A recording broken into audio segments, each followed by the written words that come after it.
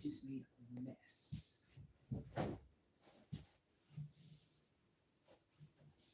Oh, I hate when that happens.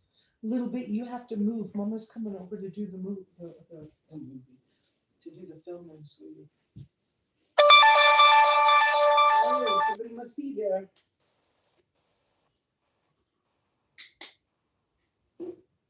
Oh, are my teeth clean? You have to get down. You have to get down.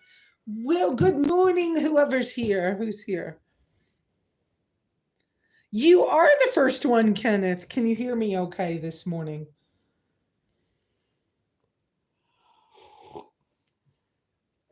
Good. Oh, let me fix my coffee real quick.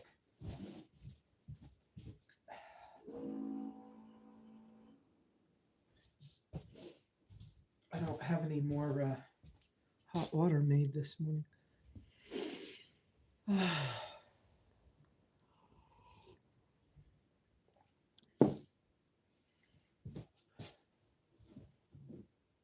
This is not what I want to put up there. So, good Sunday morning. And welcome. Oh, John's here too, and Iris. Oh, how wonderful to see you guys. Hopefully this won't be too long today. And I believe that Greg's going to make it. He's been going through hard time. I told you guys oh, you can't even see me that way. Oh, okay. Well, maybe I have to stand up today. Oh, wait, I know what to do. I had already put pillows in the chair, but that is not helping. Let's try, even though this has okay, y'all gonna see the sky for a minute.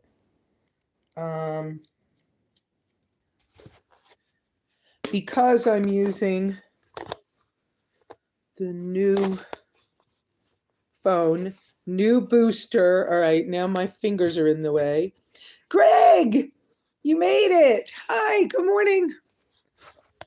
Okay, but even though this has a magnet, it has a big space on the back. Yes, I'm wiggling the phone around a lot. I'm trying to turn the tripod squeezy thing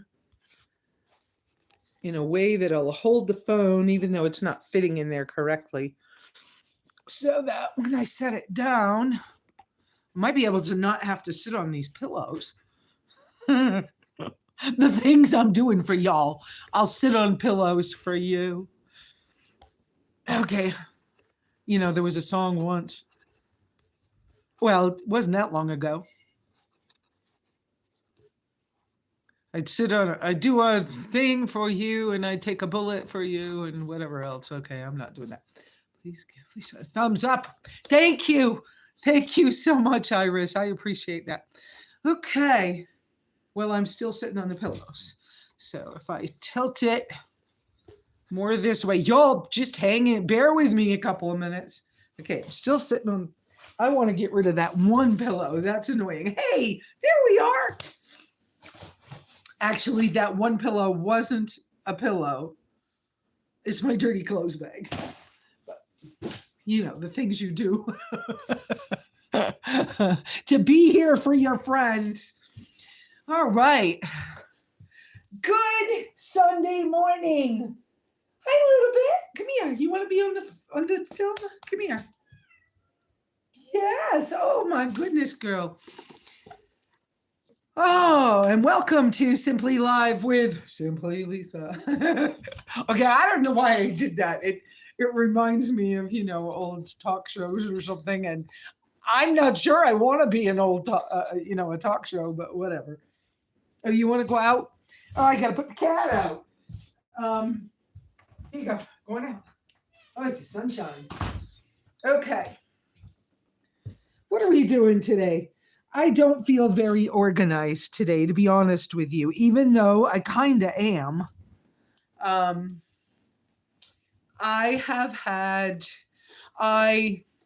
did a whole bunch of typing on my Chromebook. I could show you my Chromebook. I did a whole bunch of typing in the last couple of days. A lot of it in preparation for this. Some of it, journaling and thinking out loud. See, I got a Chromebook, and then I promptly. Okay, that's fine. Thanks for coming in, anyways. Artsy, I forgot your name, but anyways, Artsy. So see, I really do have a computer. I just don't have a way to hotspot it yet. Okay, so all the typing I just did in the last couple of days, I thought I did it in offline documents on Google Docs. And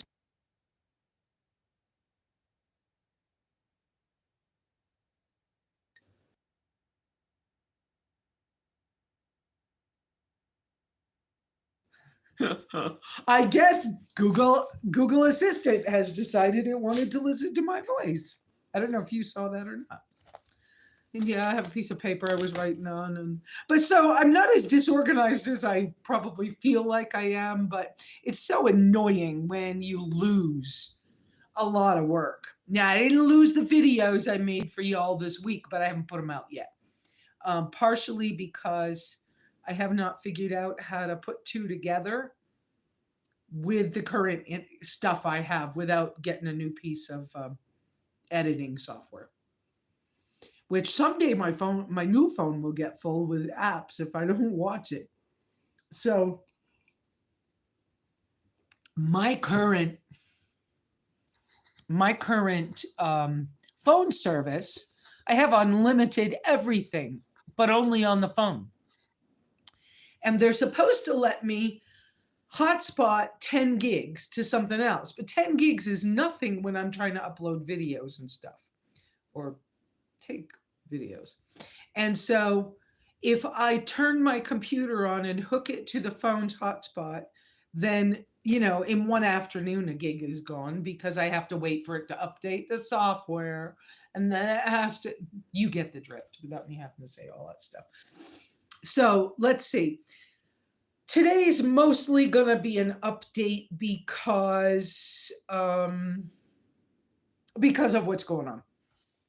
So where will we go first? I'm looking outside the windows. I've been working out in the garden. The weather has been really nice in the mornings, but then we've had some winds in the afternoon. That's been annoying. But this is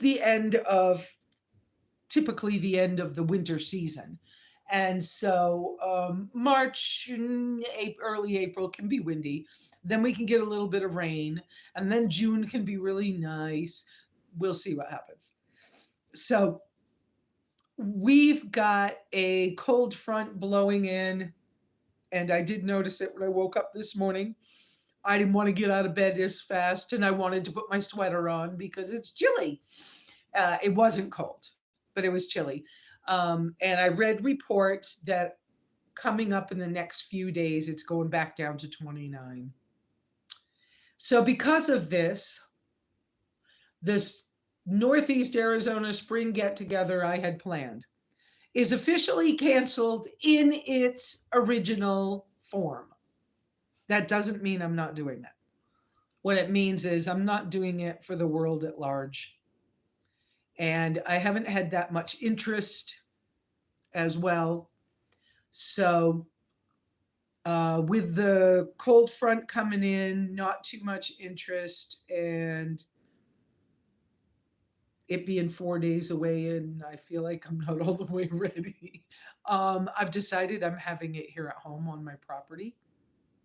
If somebody's watching this and they want to be here, it starts somewhere around the 14th and it goes until somewhere around the 23rd. But since it's canceled in its original form, please email me. You can find my email online. I've said it many times. It's not hard. It's SimplyLesa@gmail.com. Put 2022 GTG in the subject so I can find it. Um, I have the garden room pretty well planted with some new seeds. I didn't pull the plastic down off the walls yet, but I'm glad I didn't because of this cold front coming through. And I watered it real good the other day, so that's doing well. I've got strawberries, couple plants of strawberries, kale, spinach, and lettuce, cilantro, rosemary, and thyme, and garlic chives, and onions that are actually plants that have grown and are actually plants. Some of them are a couple of years old. Some of my spinach is 2 years old. Um, and then I've planted one garden bed up on the south fence, yard fence line. Um, I've got okra seeds in the ground. If it gets cold, they'll just sit there until and when the dirt warms up enough, they'll sprout. I think I had a bunch of pepper seeds. I don't eat much pepper, not that I don't like it, but I'm careful with fruit, vegetables that are truly fruits. I do need to be careful of them for my health. But I had a bunch of packages of stuff, and so I put them in. There's a bunch of those up there, and then the westerly garden bed in that corner of the yard. I put in sunflower seeds, mostly seeds, sunflower seeds. That's where the asparagus bed got planted a few weeks ago. Um, some cherry tomato seeds, and a mint plant. I finally got a plant and I put it in the ground because I know it'll do fine over there. And, I watered all that stuff good. And I did something really kind of funky, weird. I had gotten a couple bales of hay to help out with the composting system that I've got going on and whatnot. And I had mulched the garden beds for the winter with hay. Anyway, I took some leaves. If you've ever been around a bale of hay, straw rather. I'm saying the wrong word. Straw. If you well, same thing with hay in this case, but I'm using straw. Um, when you get a bale and you cut the wire or the string that's tying it together, it loosens up. But then, well, I usually wear gloves, but whatever. When you go to take a chunk off, it comes off in what they call leaves. So you get these little pieces, and they're kind of square. Because the westerly side's where all the winds and the storms come from, I don't know why, but I stuck a bunch of them up on, standing up along the fence right where I had planted the seedlings. And I took a piece of the string off of the bale and just kind of wired it through the fence to make a wind block. So I've done that. It actually looks pretty good. So I did that for now. And, I still have little bit still here as the cat. So, whatever rodents want to come through, she'll be looking at them. So let's see. So I've done some of those things. I've done some more, raking in the yard and kind of stuff like that. So the whole get together, like I said, I've had 2 people contact me about it. So I'm not going to put so much energy into this anymore. I am getting older. I'm getting tired. I'm tired of people, not being nice to me or whatever else. Okay, it's in the past. But my point being, why do I go through these things? I wanted somebody to celebrate the spring holy days with because there's nobody in my area that I'm aware of. And so I just open it up to people. And then if they want to come, they can come. So if any of you listening are still interested in that, I did put it out on I think they're calling it now the Van Living Forums where I had announced it. I put out that it's officially canceled, but if you have some interest, I'm still doing me. So, email me. And I'm going to probably be right here at home. And so I've got 4 days to pull myself together. And usually early in the morning, the wind's not so bad. And, my little car is very lightweight. And so, if I'm driving my car in the wind that we've got right now, it's a little hard to handle. So I would do grocery shopping early in the morning, whatever. Um, oh, I have a car update for you too. But I have things to do here in the house, like I need to wash the floor and clean up a little bit. I want to finish reorganizing the patio. I started, something interrupted me. I never got back to it. And so I need to make that look better. And, I think because right now I think there's only 4 people. I think I will even get a turkey roaster bag for cooking the lamb, and I may do it in a way that's not so complicated. Not that I am not trying to make it complicated, but if I'm cooking for 50 people, I don't mind having the big grill and everything. But well, hi, Willard's Corner, whoever you are. I don't remember your name before, but what an interesting name. Um, so, like I said, today is really a lot of just catch up stuff because I don't know what else to tell you. Um, so I need to clean up. I'm still trying to get my Google accounts straight um, because I had to create a new email in Google trying, which I'm really frustrated with this, trying to buy a visible phone service, phone service and account. And when you go into the visible stuff, it says no post office boxes. Well, that's fine. I have a delivery address. Um, so I've been trying to buy for over a year. I've been trying to buy a visible phone and service because once you're on like a friend's plan, um, it's only $25 a month and it's unlimited hotspotting, which would allow me to use my Chromebook whenever I want to and to upload lots of videos and do editing on the Chromebook. Well, don't you know that I get I got all the way through the process twice now, and they've made me create new email addresses trying to get their service. And then I get in and my address won't pop up in their pop down drop down box. And so I was told that if I can prove that my address is what it is, okay, that they can add it to the drop down box. So I've asked them to. Now they're telling me I've got to either get a Twitter account or a Facebook account, which I got off Facebook because of problems with, for me, problems with a family member. And yeah, well, yeah, Willard, I cannot buy their service. And they have blocked 2 email addresses. What they've said is that when you go to purchase something, you go in and you start looking at the system as if you're going to buy something. And it creates an account before you purchase anything.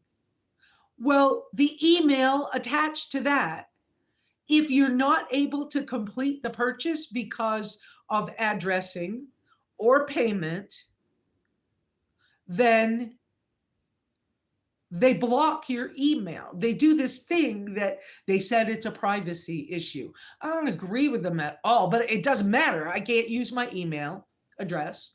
And so I had to create another one, and then that one got blocked. And so I've created a third one, and now they want me to get another account so that I can try to get this thing. What I need them to do is get my freaking address into their system so I can just buy the thing. I would love to have visible. I've known about it since it started, but I still can't freaking order it. Yeah.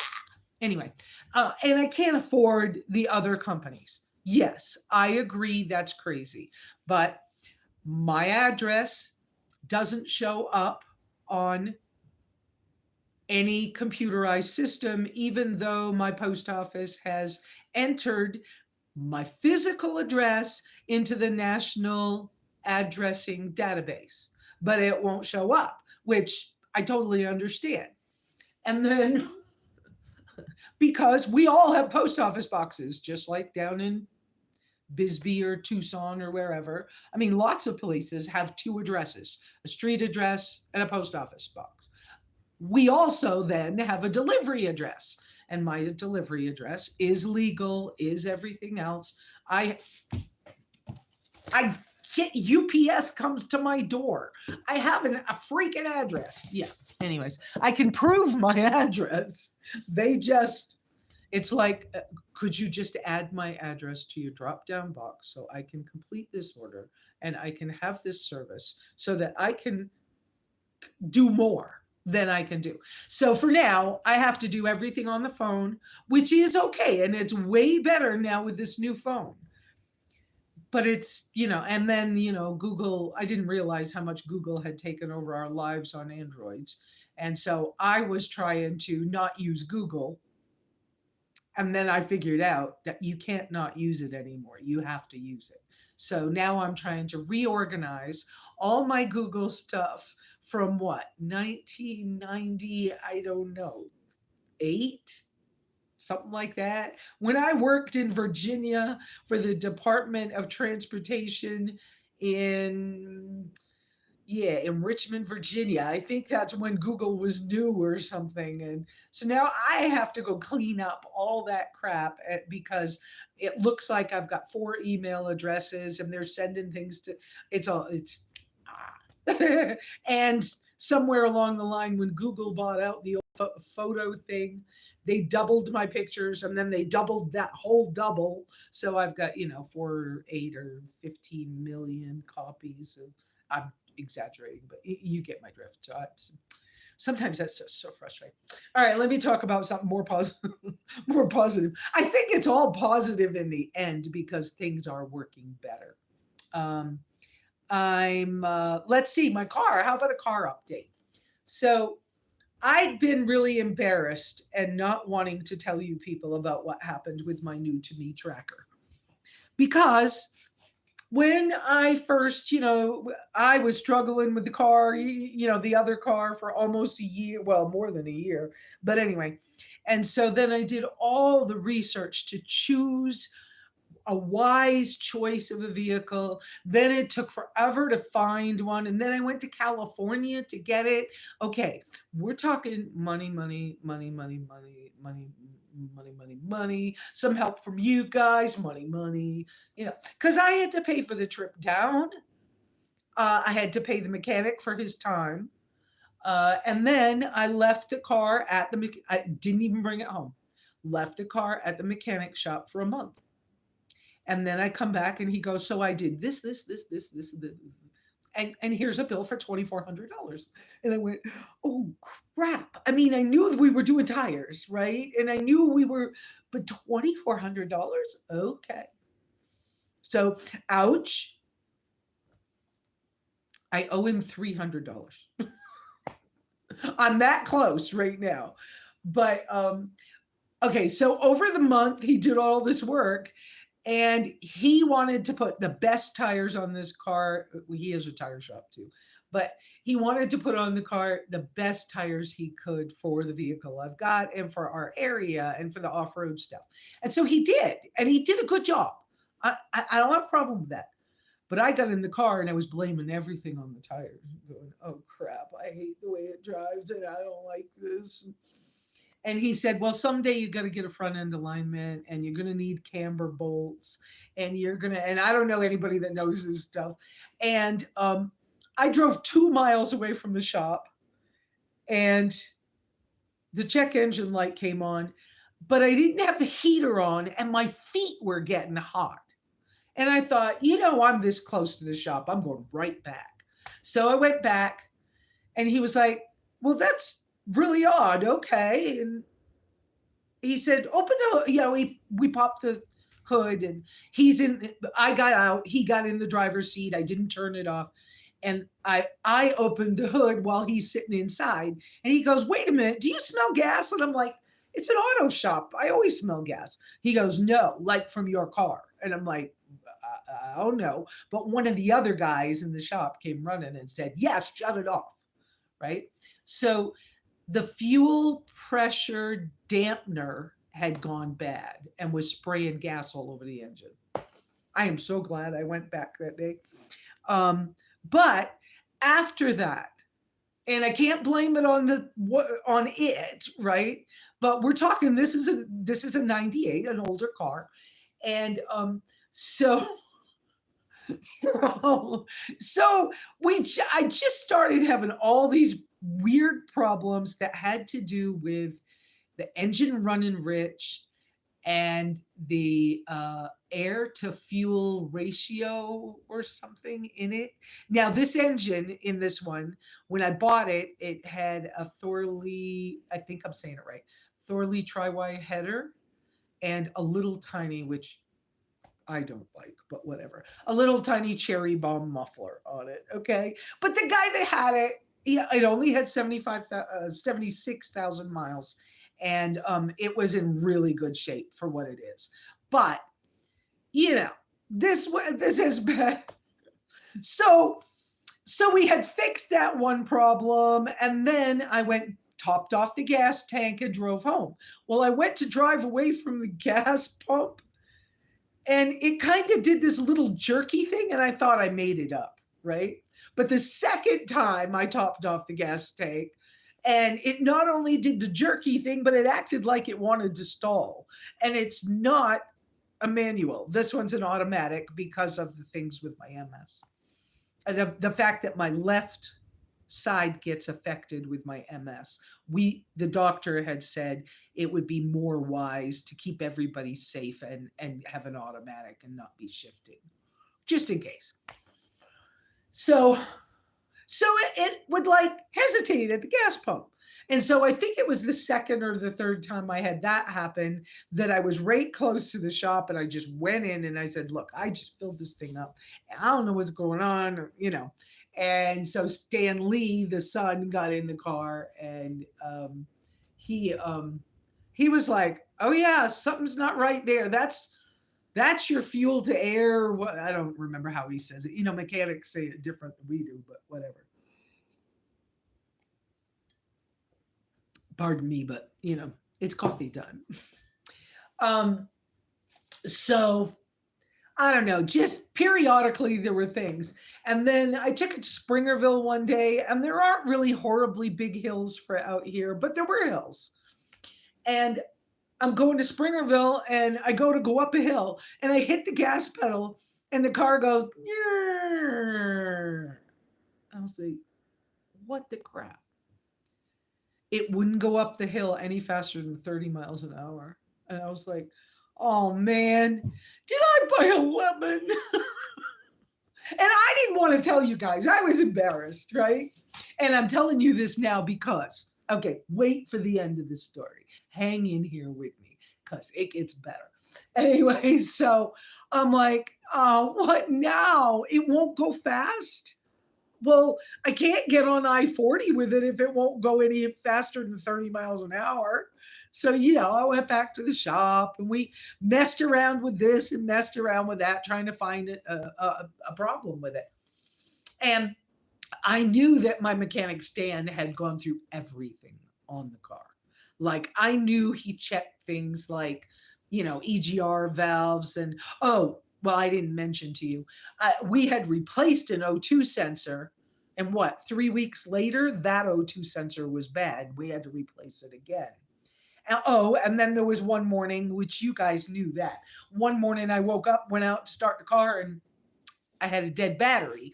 So it was like, okay, it just keeps costing me money. When is it going to stop? Are we ever going to figure this out?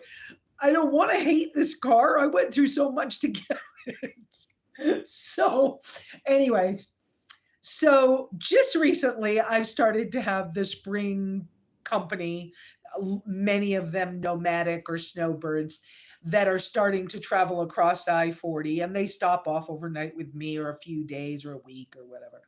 And I got a phone call last night. I got a guy that comes through. Sometimes he spends a whole month. So depends on his mood and mine. um, but so my other friend Aaron happened to be here, and he, retired from a dealership as a mechanic, and he was a good one. So, and he's used to foreign cars, and he doesn't work on other people's cars anymore. He used to when he was snowbirding, as he would travel, he would pick up side jobs. But now that he's retired, he doesn't do, excuse me, he doesn't do that anymore. So anyway, so he was here, and he had planned to be here a few days. And he said, so I want to look at your car for you. And I was like, okay. And I told him everything Stan and I had gone through in great detail, because I don't want to be wrong, right? I want to make sure I'm telling people everything and I'm not missing a detail. Because if I miss a detail, I don't know how it's going to hurt me, right? So I told him everything, and he says, well, if you don't mind, I'm just going to mess around a little bit. And I was like, okay, just, if it's something serious, tell me what you're doing, right? And he said, no, you can go ahead and do what you're doing, but I want to show you and teach you what's going on as well. I was like, okay, all right. So he, a couple of times I'm out there, and then, back in doing something else. And then he would show me, and he explained, I'm going to take this hose off and I'm going to test it by blowing air through it, or, whatever it was, right? Or making sure that's clean and there's no passage problems with that. I'm going to test your EGR valve, and I'm going to, well, I don't know that it was valve, but whatever, something like that. And I'm going to test your this other thing and that other thing. I knew Stan had already done all this, but I didn't mind a second opinion at all. So when he got all done, and I, I'm cutting this a little shorter. You don't need every detail, but when he got all done, he came up to the same conclusion Stan did. There was one part that we needed to test, and Stan had said the same thing, but neither one of them had the tool, and they hadn't figured out quite how to test it yet. And then they couldn't find any other problems. But the codes, because they both had their own computers, the codes said the same thing. It's running rich and blah, blah, blah. They both had done research. They couldn't find out anything. And like Stan had 35 or 40 of these Zuki products in his past. And he was a race car driver and stuff. So like he gets it. He like really gets it. But anyway, so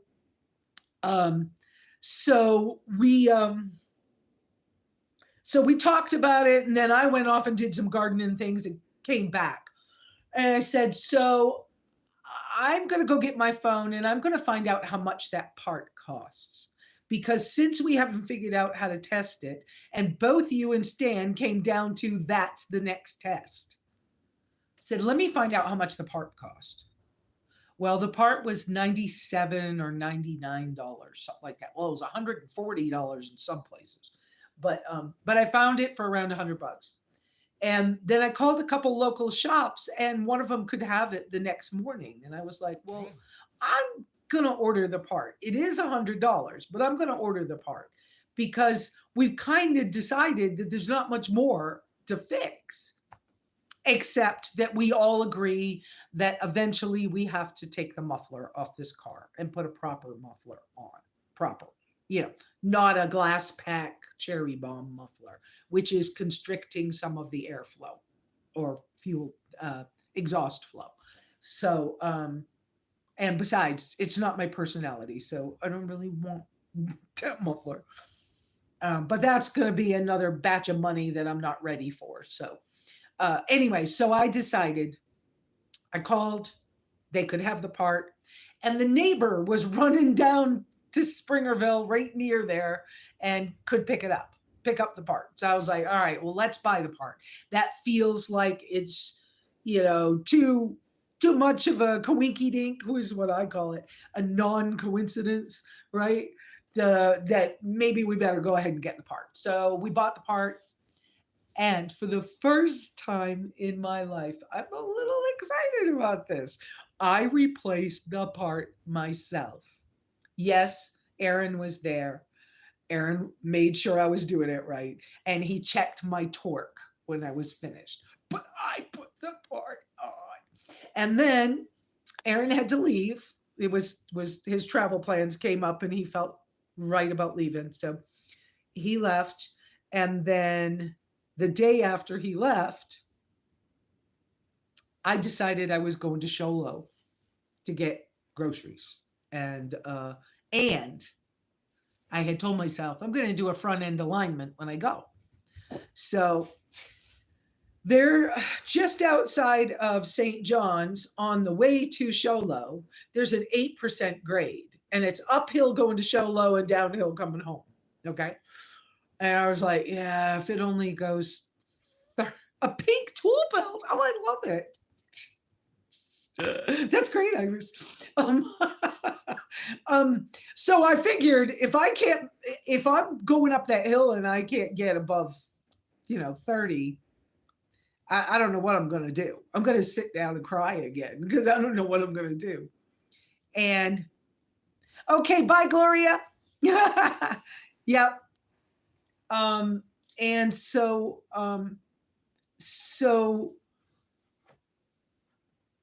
I got to the hill and I'm like, the car had been running all the way there pretty good. And I'm like, well, here's the big test. So I didn't gun it. I didn't floor the pedal. I didn't do any of those things. The car went up the 8% grade at 60 miles an hour. So I think we did change the right part. Well, then I get to Sholo and I didn't think about the fact that I would need, I really didn't think I needed an appointment to get a front end alignment, right? But anyways, so I get to the place where I think I'm doing a front end alignment and they're booked up for 3 weeks. And I'm like, oh no, well, I got to get it today because I don't like the way the car feels when I drive it. And I've been all this time, I've been blaming it on the tires that Stan put on. I owe Stan big apologies. And he knows me though. He knows I'm not trying to be mean about anything, but I owe him some apologies. But I've been just like, I hate these tires. I hate these tires. It's all the tires' fault. I hate these tires. Anyways, so I can't get in to get the front end alignment. Coffee sip. And so the guy inside says, so if it was me and you were my wife and I'm telling you where to go, call this shop and see if they can get you in today. Well, I called them both and they can't. And he says, go sit in the parking lot, make a whole bunch of phone calls until you find somebody that'll take you. Because I was like, yeah, I don't want to drive home without having this done. And actually, we're talking the auto part for about $100. And then what I thought was going to be $100 front end alignment, because I haven't had one in a while and I didn't know how much it cost anymore. I had planned to give that $200 to Stan, and I would have almost paid him off. Okay. But I last minute said, no, I need the car running. Let me do these 2 things and pray it helps. So I sat in the parking lot and I make all these phone calls. And finally I called back to one of the other shops where the office manager lady was nice on the phone. And I said, so since you don't have any appointments and nobody else I've called has appointments, do you have any more suggestions? And she says, well, I do everything with Discount Tire. And I said, but I don't think Discount Tire does front end alignments. And she said, no, you might be right. I don't know. But she said, call them anyways and ask them who they recommend. So I did. They recommended 2 shops. So I called one and they 3 weeks out with scheduling for appointments. No, thank you. Hang up. Last shot. Call this shop. And the guy goes, what kind of car did you say you have? And I was like a 98 Chevy Tracker. He goes, oh, Pat will be right back. I'm going to put Pat on that. So how far away are you? Can you get here this morning? And I was like, I'm in a parking lot not far down the road, but I don't know where you are. And he goes, how well do you know the area? And I'm like, pretty good, pretty good. And he goes, um, uh, something about we're the place on Deuce of Clubs that has the Jeep up on the rock. And I went, no crap. I know where that is. Okay. So I go over. The whole way over, I'm praying and thanking God because I thought the shop was too expensive for me to go to because they have all these rock crawling Jeep things out front and they drive them, a tire up on a rock and, as part of their advertising and whatever. And they restore all these old vintage cars. They do like paint jobs and all kinds of stuff. I mean, they have this really, I don't even know what it is, but this really like a 1930s or 40s car that's a lowrider that the guy was buffing when I got there. And I got there early because I think I was making these phone calls at like 8:30 in the morning. Okay. And so I get to the shop. Pat comes back from his grabbing breakfast for everybody in the shop. And he sees my car and he goes, oh, I haven't seen one of these in a little while. Okay, cool. Cool. He goes, and I said, yeah, I'm real nervous. I don't know what's wrong with it. And I told him what I knew, right? Which is like, no. It is something, but I'm like, I just keep blaming it on my car. And he says, well, I haven't driven it yet. But he said, all these short wheelbase things like your car and like that two-door Jeep Wrangler out front, they're all a little road wild. And I went, oh, I love that term. I'd never heard that term before. And he said, yeah, they're all like teenagers. They think they know everything and they can go anywhere. And they have weird problems, but no two of them are alike. And I was like, okay. So he took it out and I said, please take it for an extra long ride. Get it up to speed, get it fast, go up a hill, do a couple things, please. Because I don't know what's wrong with it, but I'm so about ready to can those tires. He came back and he kind of chuckled at me and says, well, I don't think it's nearly as bad as you think it is. He said, but you've never had a lifted vehicle before. You told me that. And I was like, yeah, exactly. And maybe there's something I need to learn about how to get used to this, right? And he chuckled some more. And I said, I'm really scared how much this is going to cost me. And he says, I don't know why. A front end alignment, $63. I went, what? Because I thought I had already been told it was going to be $150. So I managed to get a front end alignment for $63 in tax. Okay, I think it was $65.04 or something like that. And I have one of their stickers now that I'll probably put inside one of the. I have a habit of I don't like stickers on the outside of my car, so I put them on the door frames on the inside. So when you close the door, you don't even see them. And so I have one of their stickers to put on there. They'll be my guys up in Sholo for a while. But I left and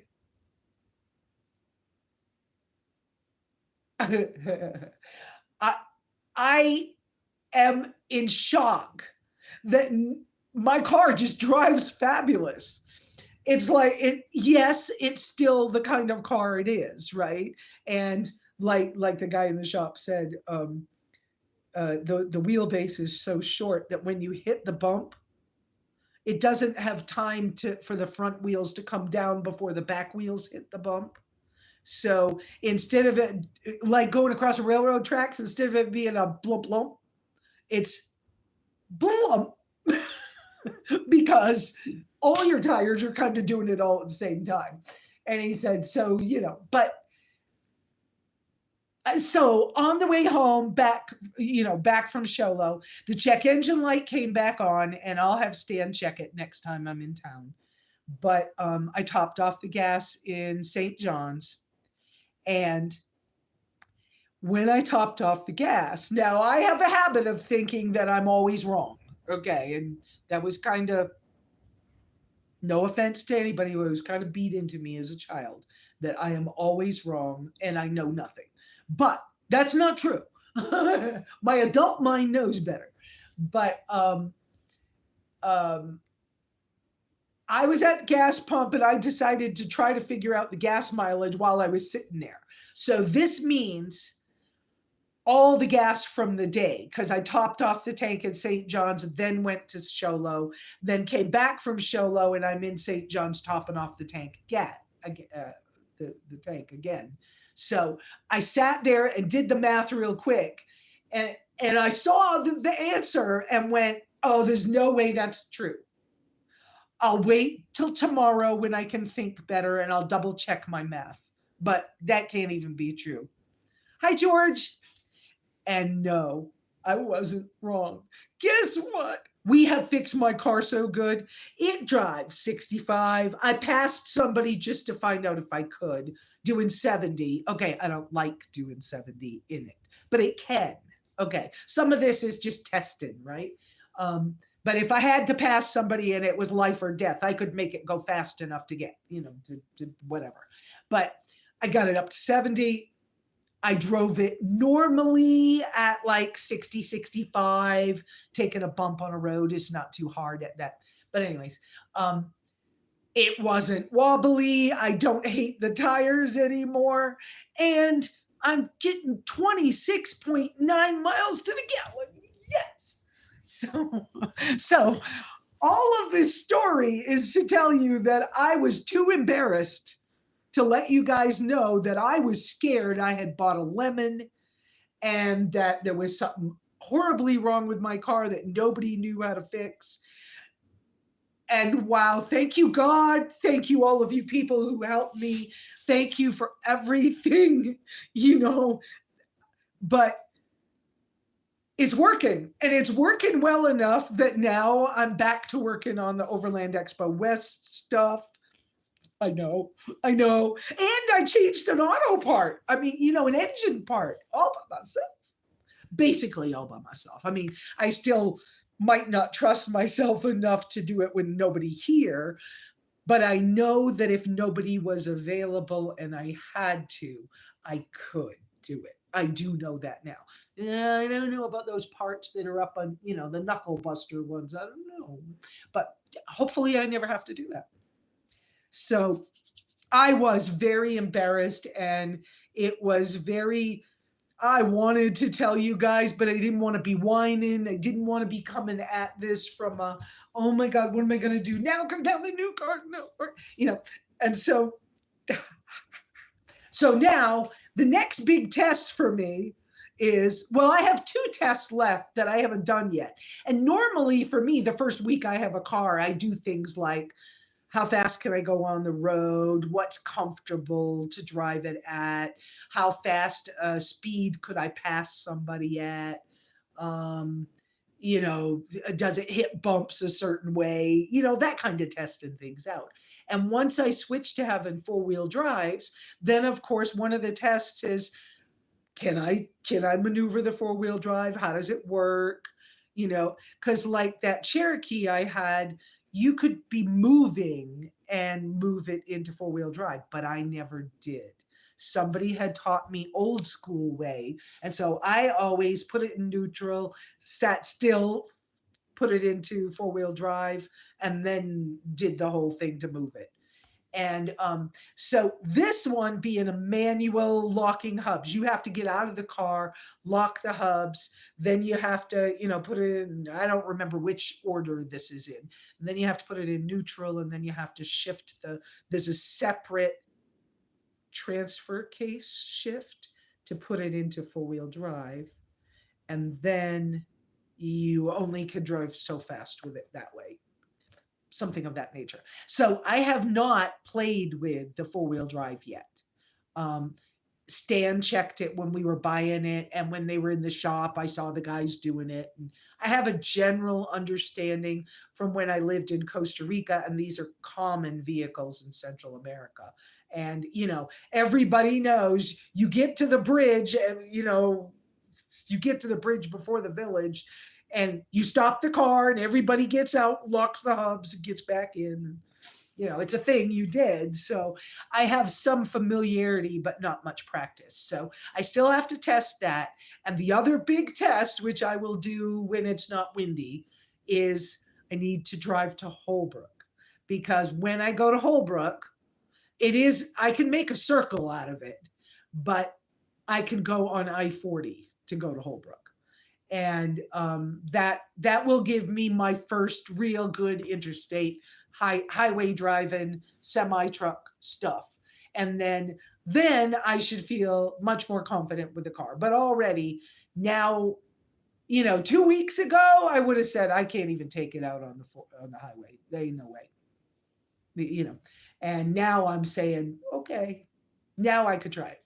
So that's the car stuff. But I was real scared to tell anybody because some of you lovely, wonderful, generous people sent me money to help me with getting the car and having it all gone over and making sure I had good tires and things of that nature. So I I I just I just didn't want it to sound like here I am with another money pit, and it hasn't turned out to be a money pit because once all these bugs are worked out, once we found them all, more or less, then it'll be just maintenance. And I mean, it's that way with all cars, but wow, this has been a thing. So I'm starting to work on my Overland Expo West presentations. I have put in to teach 2 classes. I thought I was gonna be a DIY show off vehicle, but they've told me that was full. They told me my applications never actually hit the system. So it must have been one of those days when my signals were bad when I did all the applications, and it must not have loaded all the way. So but they are still considering me for 2 classes, and I've asked if we could do a roundtable discussion about overlanding with disabilities. But I'll see what it's okay with me if we don't do that. I just thought it would be useful to people because my disabilities are invisible mostly, and they're a little different. Some people are in wheelchairs, and some people, veterans have some pretty severe mental illness things. There's a whole Overlanders organization for veterans with PTSD, which I think is cooler to have. But anyway, so I'm starting to work on that, and of course now I've got 4 days until the get together that's officially not what it was. So if anybody really wants to come and they're close by or something, just just email me and put 2022 GTG in the subject line, please. And we'll just deal with that because there's so few people. I'll just do whatever I feel like doing here at home. And if it's cold and somebody doesn't have enough heat, we'll throw sleeping bags on the floor because the wood stove works. Whatever we got to do. But that's what's going to happen with that.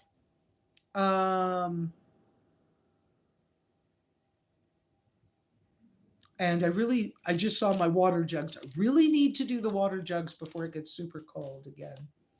I filter water from the big tank, and I use the same system inside the house as I do when I camp. Although this tracker being smaller, I may have to adjust the size of my jugs for the tracker. But I may have to start with these jugs because I might not have a choice. Use what you have first, and then work on the other stuff. And so, and I just noticed I really need to dump my gray water needs dumping, and my filtered water jugs are almost empty, so I need to filter those, and so I have that inside water if it gets cold at night, and that way the cat can have a fresh drink, and I can make coffee and soup and whatever. Okay.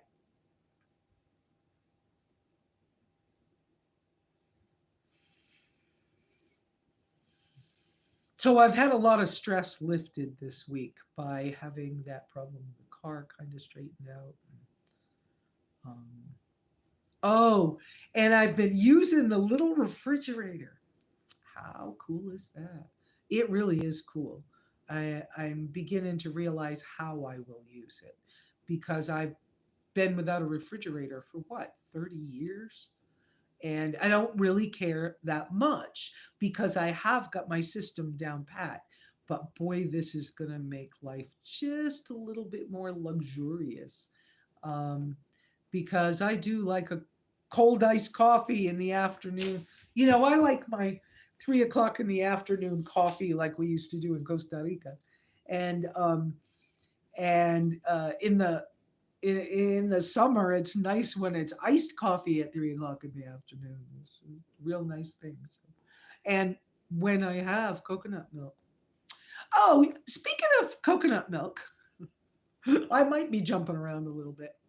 For a long time, I wouldn't buy coconut milk that had guar gum in it. I knew xanthan gum affects me. And I knew that it's not really wise to take in too much xanthan gum. Um, but I did some more research on guar gum recently because I was looking at sun fiber, and I'm not even all the way sure where sun fiber comes from, but I was starting to do some research on it. And I realized that because I love coconut milk, but it gets so expensive when I'm trying to buy it with no extra ingredients in it. And especially without the guar gum.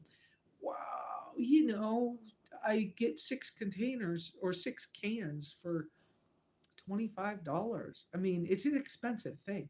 And so I did some more research and I might have to change my idea. Guar gum might not be as bad for us as I thought. And so I might be able to use unsweetened coconut milk with guar gum because then I can buy it for $1 a can. I mean, I used to be able to buy it at Dollar Tree, Dollar General, Walmart, places like that. And it's right around $1 a can for the kind that has guar gum in it. But for a while I've been like, no, back off, It's a gum thing and I better not. But I might be able to. So I don't know. That's jury's out on that. Anybody got questions today or anything you want me to like talk about? I someday I got to get to where I can sit on the patio with all this stuff. The cords are here. I just haven't started moving things around. So I do have to keep the Wii Boost plugged in for the signal. Grandma liked iced coffee. My coffee has to be hot. My tea has to be cold. Almond milk, yep. Yes, guar gum is in some ice creams and stuff, but like I'm allergic to milk and dairy. So the only ice cream I'm willing to eat, I either make it myself or there is a So Delicious sugar-free coconut milk ice cream. And it does come in, I think, 3 flavors. Oh no, maybe 4. Well, and now that I'm saying that, maybe 4 flavors. I know it comes in vanilla because I can find that in Yuma when I'm down there. Sometimes I've seen chocolate a couple of times, but I don't do much chocolate. And then, thank you, Willard. I've been working on it. And hi, Sissy. Um, then I've seen butter pecan, but I don't really like nuts. But if it's all I can get and it's ice cream from the store, I don't know why, but I'll buy it. And I've seen mint chocolate chip. So, but I know, and the ice cream container, the color around the lid is a teal blue and not black, and it has stevia as its sweetener, and that's why it's the only ice cream I'll eat. And I can't do almonds and almond milk. I tried again, and it makes me pretty sick. And I understand that if you peel the almonds, it's better, but I still react. So I just decided to give them up. Love walnuts. And well, I should back that up. I love pistachios. And I like walnut butter a whole lot. And I found, even with using my EBT, because you know that's food stamps, right? Um, I found a walnut butter on celery is the bomb. But man, I got to be careful how many sticks of celery I eat because I'll be in the bathroom. But it's really good. I do like that. Um, this morning, you guys missed out on watching me eat my breakfast. I'm joking. I I did that with somebody else on the phone. Uh, but I made green plantain uh, turkey hash for breakfast. So green plantains are a really good resistant starch that feeds your microbiomes, your microndia. I don't know how to say it. Anyways, whatever. But it's healthier for you, and it was so good. It was so good. And I'm pretty much into some higher end olive oil. I have found that there is a big difference between just plain old olive oil and some that I pay a little more money for. And I can eat a little less food if I use that really good quality stuff. So, um, Willard, sorry, talking about food, but it was good this morning. And this coffee, I ground it, but man, it's greasy because my cup is a nasty mess in there. I Sunday mornings, I love to have my coconut milk and uh, um, cinnamon to go in my coffee because then it's like cappuccino, right? Cappuccino is cappuccino made in a camper style. But I really like that as my switch for Sunday morning, and I haven't had the coconut milk for that in a few weeks. But anyways, okay. So I don't know what else to talk about right now. Anybody got something you want me to talk about? Gonna have to go make some hash. Oh, there you go. There you go. Make that coffee and hash. Yeah.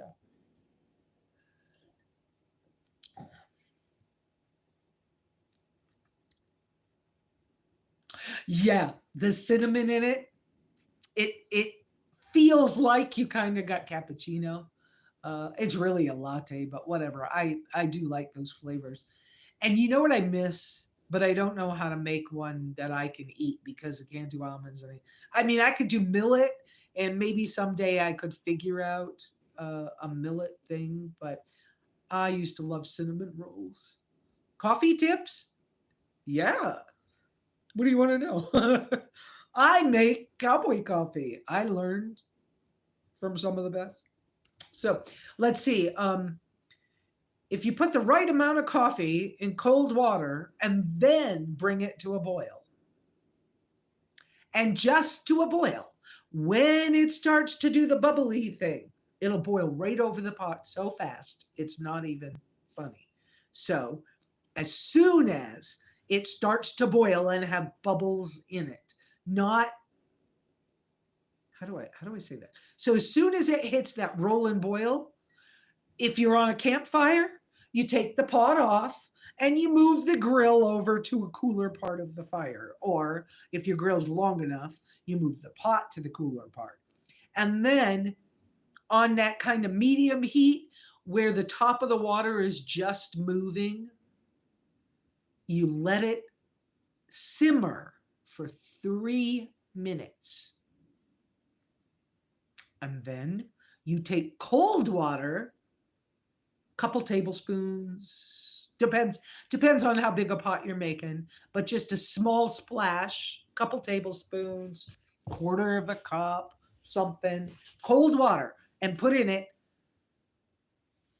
Wait a couple of seconds and pour it in your cup. What that does is, so putting the coffee on top of the cold water, while the water's heating, the coffee has time to be in the water and be getting wet and sinking. So by the time it comes to a boil, then all the coffee grounds have gotten mixed into the water. And then you simmer it because if you boil it, it'll burn. but you simmer it for a couple of minutes. 2 minutes is best. 2 to 3 minutes depends. And some people throw in an egg. Some people throw in some salt. Some people, depends on my mood or your mood. Yeah, a little splash of whiskey and let the alcohol boil off the whiskey. Yeah. Um, all of those ideas are good. Um, but um, the way I'm telling you about the basic cowboy coffee. So once you let it simmer, the reason you're putting the cold water in, the cold water sinks the grounds to the bottom. And then if you have the proper coffee boiler pot that the spouts up here, then you're pouring the coffee off the top, not off the bottom. But if you have the other kind of coffee pot and the spouts down at the bottom, you're going to get grounds in your cup from the bottom of the pot. But that's the way to make really good basic coffee. An egg in the coffee, yes. Some pioneers didn't have the cold water close by, but they were traveling with their chickens and they had too many eggs, and they would just crack an egg in the pot when it was almost done, and it would do the same thing as the cold water did, but because it's egg and it's gelatinous, the egg sticks to the grounds, and so it makes a clump out of the grounds in the bottom of the pot. It's a thing. And the salt, if you just put a pinch of salt in there, sometimes it's just a little better flavor. But if you do that that cowboy coffee, and you're boiling it that way, you can make crappy coffee taste really good.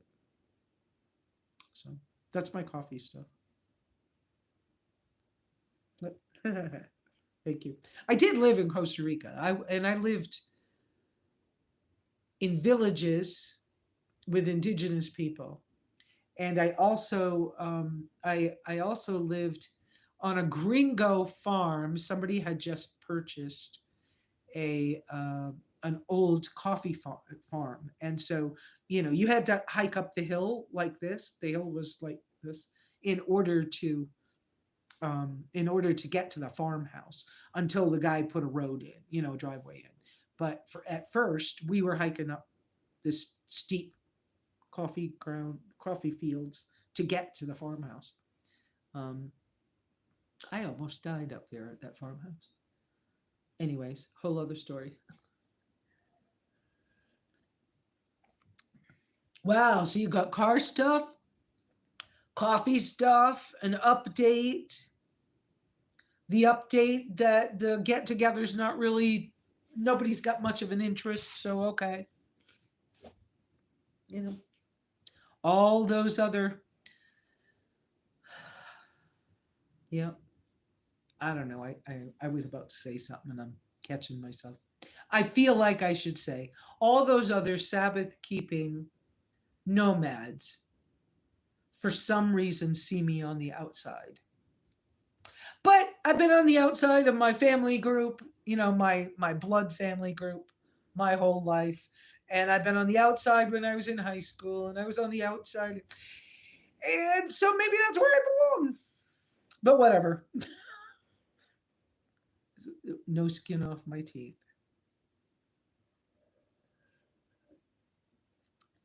What else can we talk about for a few more minutes? It is 10:30. I could just stop, but I could sit with you guys a few more minutes.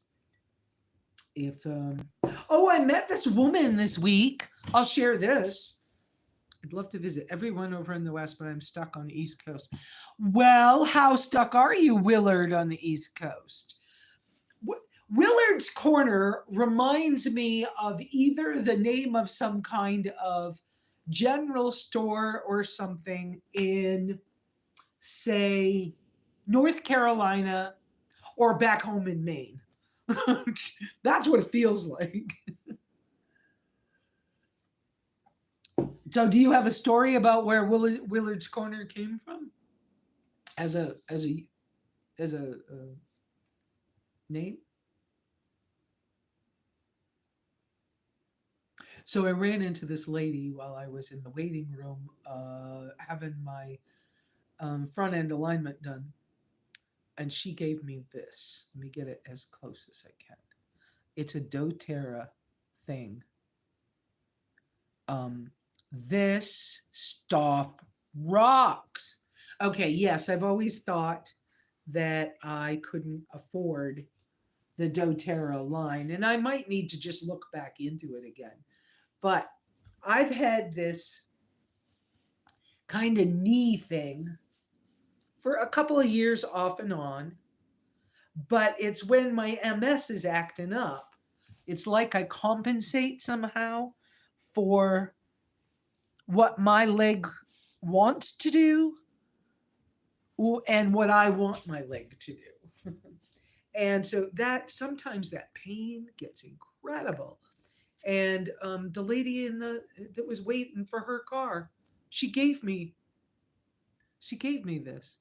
It's traveling in their van life names. I can't afford to travel, so I stay in my little corner of the world. Oh, there you go. Hey, but you can if you can't. I want to see your message again, so I have to touch this. Um, Everybody is traveling in the van. I can't afford to travel, so I stay. Okay. So thank you, Iris. So that's one of the things, Willard, that I'm going to talk at Overland Expo. I'm going to give 2 classes. Oh, and I can't see my notes on that because they're on the phone. But let's see if I can get the titles similar. So I'm going to give one class on overland and nomadic travel as an older, I forgot the word I used, as an older person on a fixed income. So that's one class. And the optional other title I had for it was budget overlanding for geezers and fraidy cats. That was my other option of the title. I didn't do that. I was like, I don't want to offend somebody, so I didn't do it. But I'm probably going to use that somewhere. And then the other class I'm going to teach is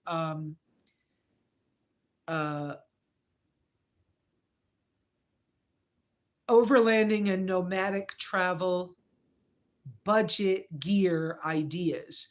And I told the organizers that I need to have my vehicle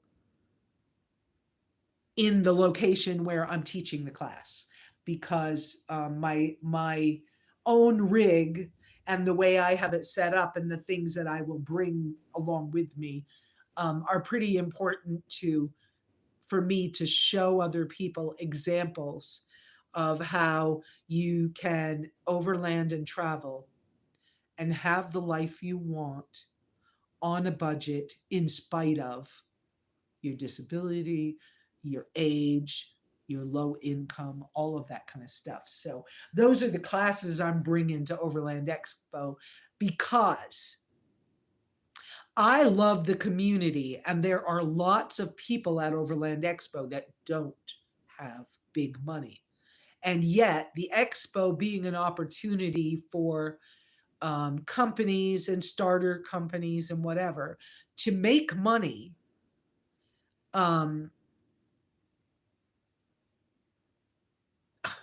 Yeah, I hear you, Willard. I hear you.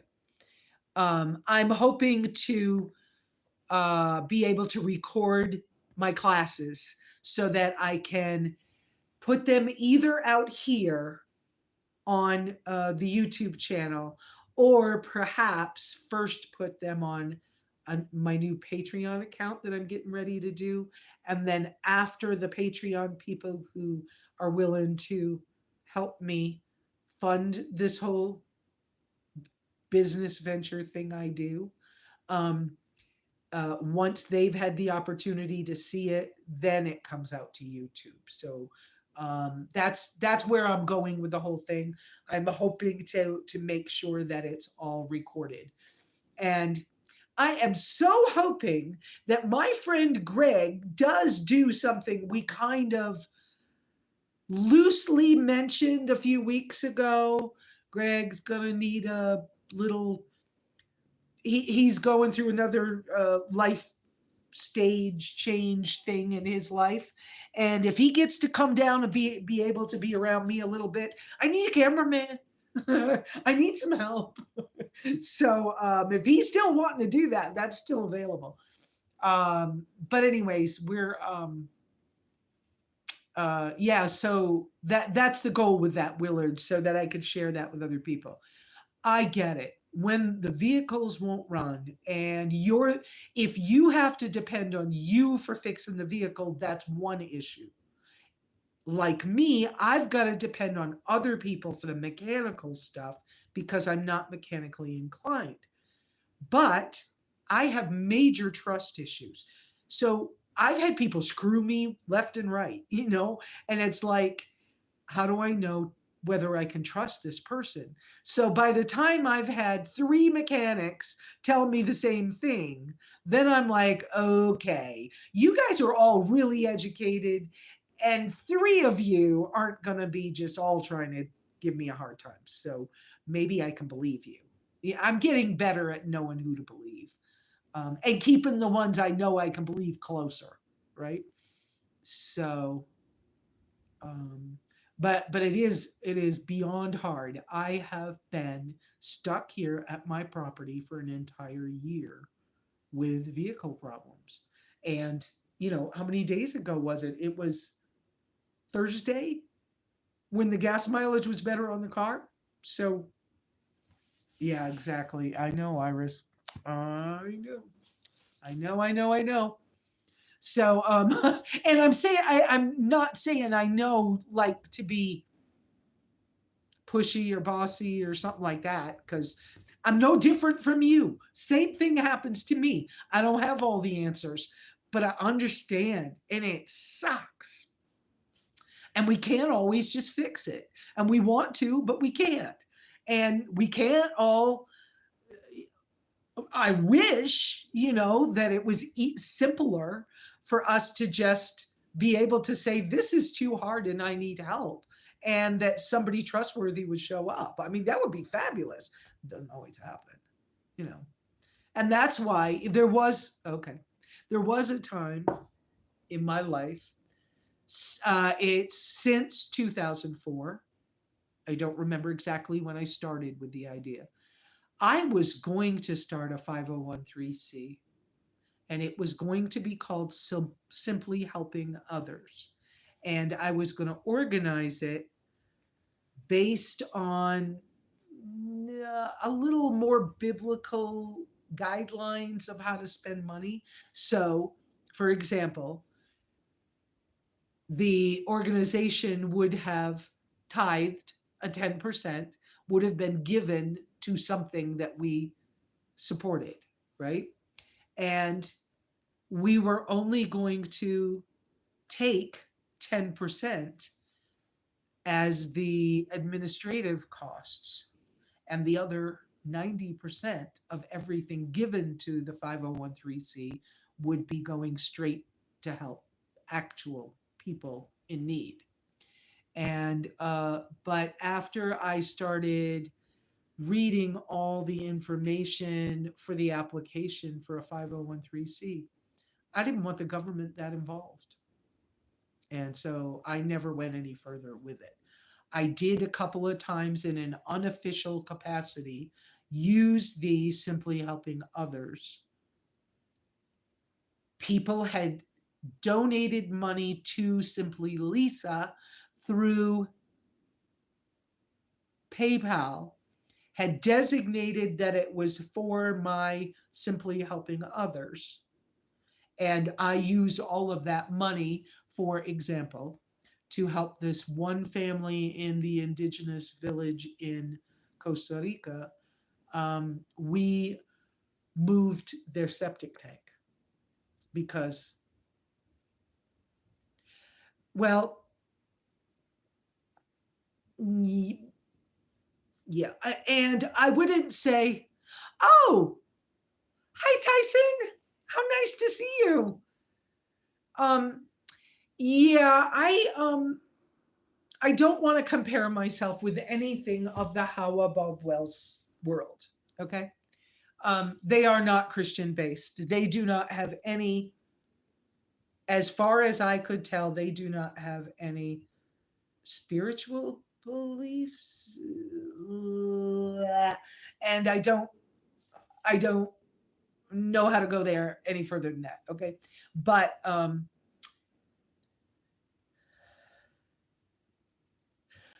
Hawa, Bob, Sue Ann, all their thought patterns, Phyllis, all their thought patterns are different from mine. And so what they think is helpful is based on where they've come from in their life. And it's great. They help lots of people. Okay. But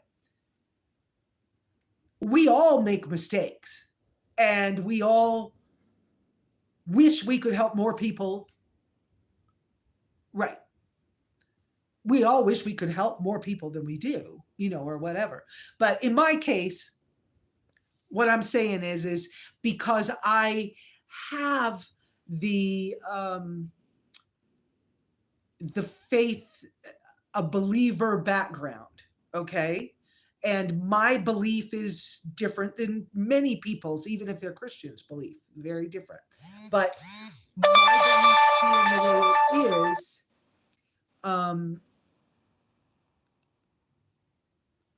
when I'm hunting for a guideline for how to okay, I used to give people too much.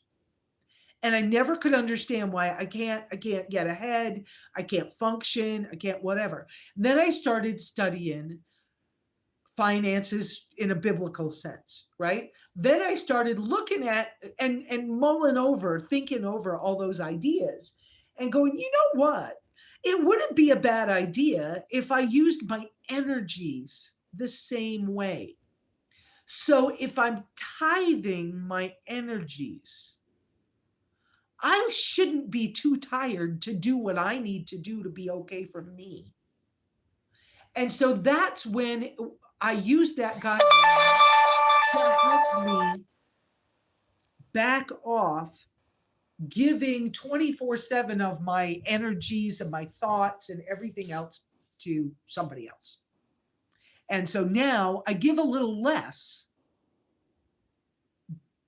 but I'm a little better because of it. And I'm not giving less as in, I think you know what I mean.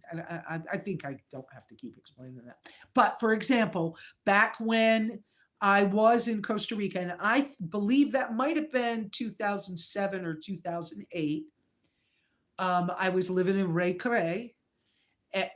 Okay, that's in English, that's Ray Cure. Anyways, it was an indigenous village in Costa Rica. And it was that rainy season was really, really hard. But the house I was renting, the septic tank, I didn't know, ran into the front yard of this lady's house. And once I realized that, I was like, we have to change that. Her kids are out there playing in the puddles from the septic tank. And so I just used that donation that was given me that year for that purpose. It wasn't given to me to use for me. Because I often, if you donate something to me, I often message you back and ask, what would you like me to use it for? And in this case, that was given to me for simply helping others. And so that money, all of it, every penny of it, went to move the leach field so that these kids weren't playing in sewerage. And it wasn't a lot of money. It was what, $300 or something, but it more than did that. Well, not more than, but it did. We were able to get enough stuff and pay for the people's gasoline to go to the store to pick up the supplies. And so that we were able to fix that septic tank. So that's my point, is that I have thought about going that far with things, but I can't do the government thing. And I don't want to be an e-beggar. I've been accused of it, but it's because I'm open and I'm willing to cry on camera with you people and say, it ain't working. I don't know what to do, but it ain't working. Whether you got an idea or whether I come up with an idea, maybe my being willing to do this shows you that I'm just as human and you're okay. you can get you through yours. I don't know. But um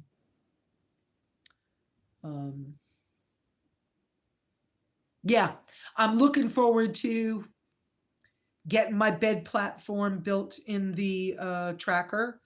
I was out working on it this week, and I took the camera with me, the phone camera. So y'all are on pause, waiting for me to put that out.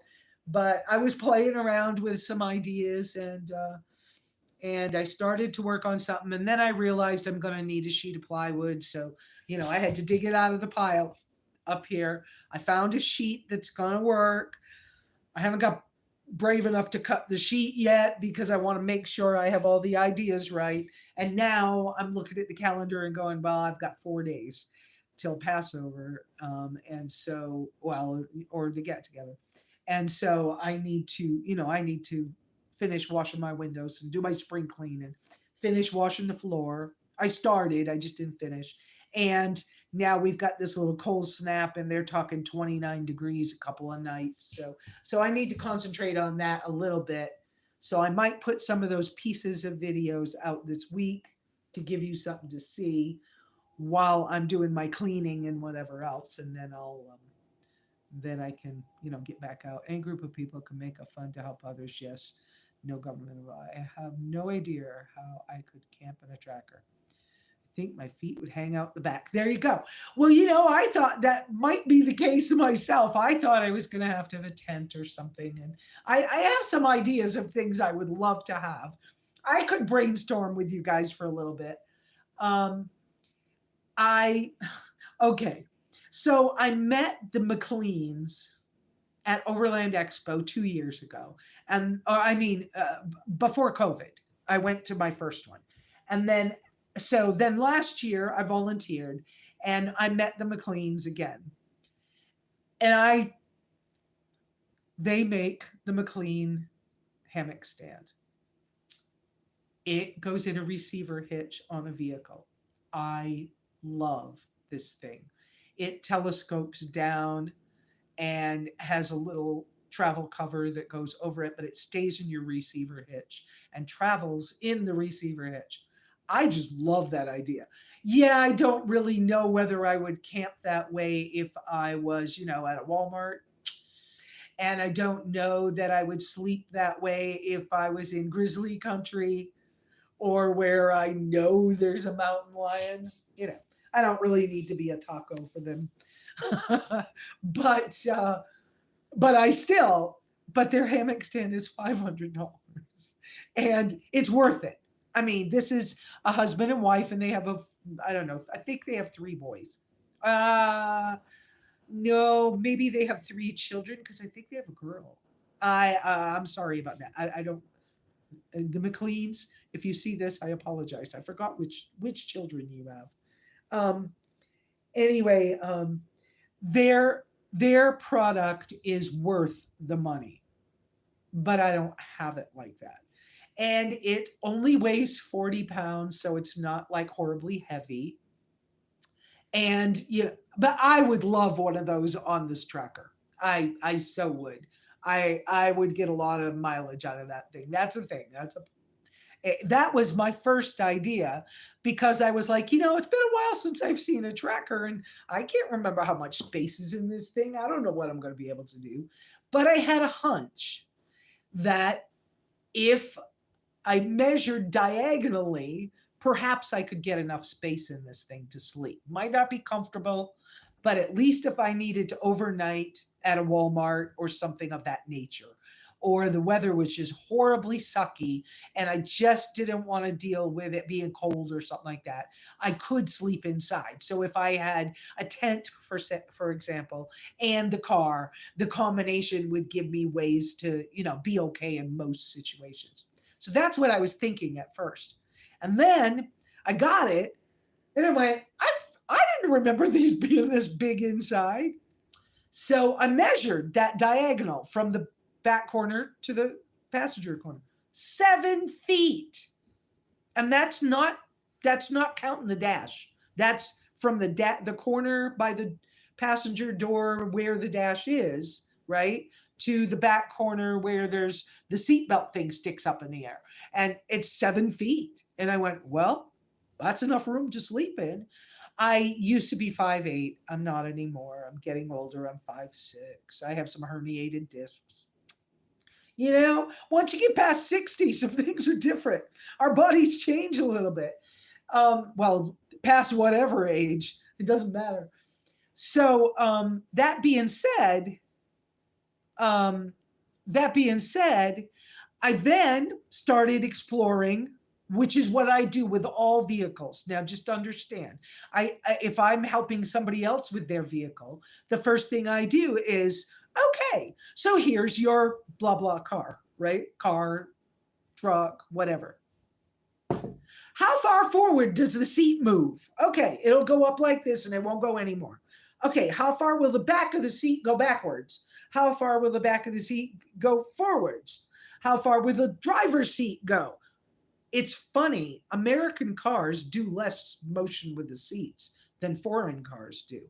And in the Jeep, how weird. It was a 2002. The seats would go straight. Okay, seat. Okay, I can't do it that way. Okay, seat.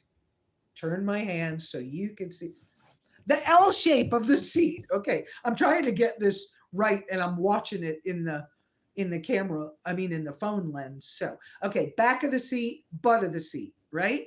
In the Jeep, the seat would go like this, and it would go back about like that. Okay, but that's as far as the range of motion on that seat from 2002 would go, like that and like that. That's it. It didn't go all the way back, and it didn't go all the way forward so that you could like smash it up against the dash and get some extra room. Didn't do it. So what I do is I go through the car and find out what the car can do. Then I know, do I have to take out a rear seat? Do I have to figure out a way to, do I have to take something out?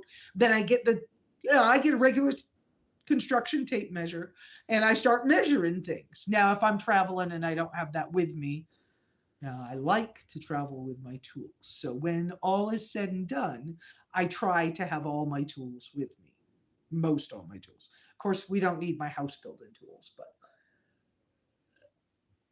but in my regular bag I take with me, if I'm just running to the store, I have like a dressmaker's tape measure, and that'll work too. And I've done that before, got talking to somebody in a parking lot and then ended up, well, let's find out if you can do it, right? Here, we can measure that.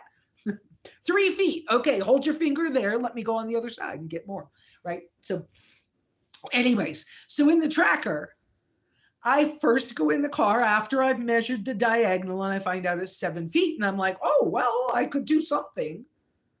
It's not going to be comfortable forever, but a few nights you could survive in that. Okay. Then I measure side to side and it's like 4 feet side to side or something like that. It is. I mean, inside of it, it is about 4 feet side to side. And then I start messing around with the seats. Well, I start with a driver's seat because I was on that side that day.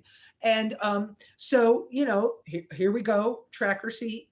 And I push it forward and I put it back up. And then I slide the seat toward the steering wheel. Okay, well, that's as far as that one goes. Okay, now can I get that to go down? It goes down just about like that, right, almost on the steering wheel.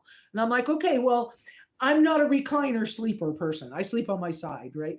But so I'm not going to sleep with my back up, like some people can sleep in a recliner.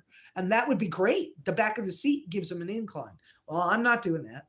So then I'm going to push the seat back and I'm like lifting the little button and going, okay, well, how far back does it go? And I went like this and it kept going. The seat in the tracker goes all the way flat. Now, it does not have separate headrests. It has like the built-in, the older seat style, where the headrest was built into the back of the seat. So the headrest part lays on either the back seat, which I have removed now, or on the floor where the back seat was. but it goes that kind of flat. Both the driver's seat and the passenger seat both do that. And they both slide way up into underneath the dash quite a ways. So what I'm trying to do, because I want, well, I have to have the driver's seat. Y'all know that. Yes, laugh. That's funny. With the passenger side, I then, once I found out that the seat lays all the way flat, then it was like, okay, so now from the part of the dash that's the furthest into the inside space, not the part that's the furthest toward the engine, right? But the furthest out space of the dash to the back door with it closed. How far is that space? And in mine, it's 72 inches. Guess what else is 72 inches? Camp mats, cots, all those things. So then I'm looking at the space and I'm saying, well, the next measurement I need is where is it the most narrow from inside the car? And so the most narrow is from the stick shift to the passenger door. So I measured that. It's 25 inches. 25 inches is a regular camping mat, not an ultralight hiker's one. They're 20 inches, which for me with hips is a little small, in my opinion. I prefer 25 when I can get it. And Thermarest actually makes it's in my wish list. Thermarest actually makes an insulated 25-inch by 72-inch air mattress for hiking. And when it folds down, it's not much bigger folded than my coffee cup is, or than, like, say, a soda can, let's say it's not much different shape or size than a regular water bottle, Nalgene water bottle. And so I have this other background thing. If I'm going down the road and I'm in an accident or the apocalypse happens and nobody's cars will work and I'm stuck beside the road and people are starting to eat each other. Okay, this is totally being facetious, right? Or trying to be funny at the same time. But if something like that happens and I have my car, but my car has died and there's no way it's moving ever again, and I got to get out of there and save my own life, I want a backpack. I want to be able to take my bedding and put it in my backpack. And I don't care how old I am. I want to be able to walk away and keep myself as safe as I can keep myself. So when I choose gear, if I can have lightweight or ultra lightweight and extra comfortable at the same time, so that I could carry it if I needed to, then to me, that's a bonus and it's worth extra money. So right now I happen to have a Thermarest Neolite Air. It's only 20 inches wide. It's hard for me to sleep on. I do. But over time I get tired of it. But and it's 72 inches long, and it has an R value of 4, which is really good for insulative. And it folds up into a little tiny thing. And it weighs, I think, 6 ounces or something. And so I can throw that in a backpack if I have to, if I have to walk for days. So, like I said, I found out that the passenger side of my car is the right size for a single camp mattress. And I know I can comfortably sleep in that amount of space. If I would like to make it bigger than that, which until I just said this, I don't think I'd thought this through very far. I could actually lay the driver's seat back down and do the same thing on that side. And I'd only have the steering wheel to contend with. And in this, a 98, this particular car, steering wheel does not like adjust. So it's where it is. Um, I hadn't thought about doing that and making even a bigger flat surface.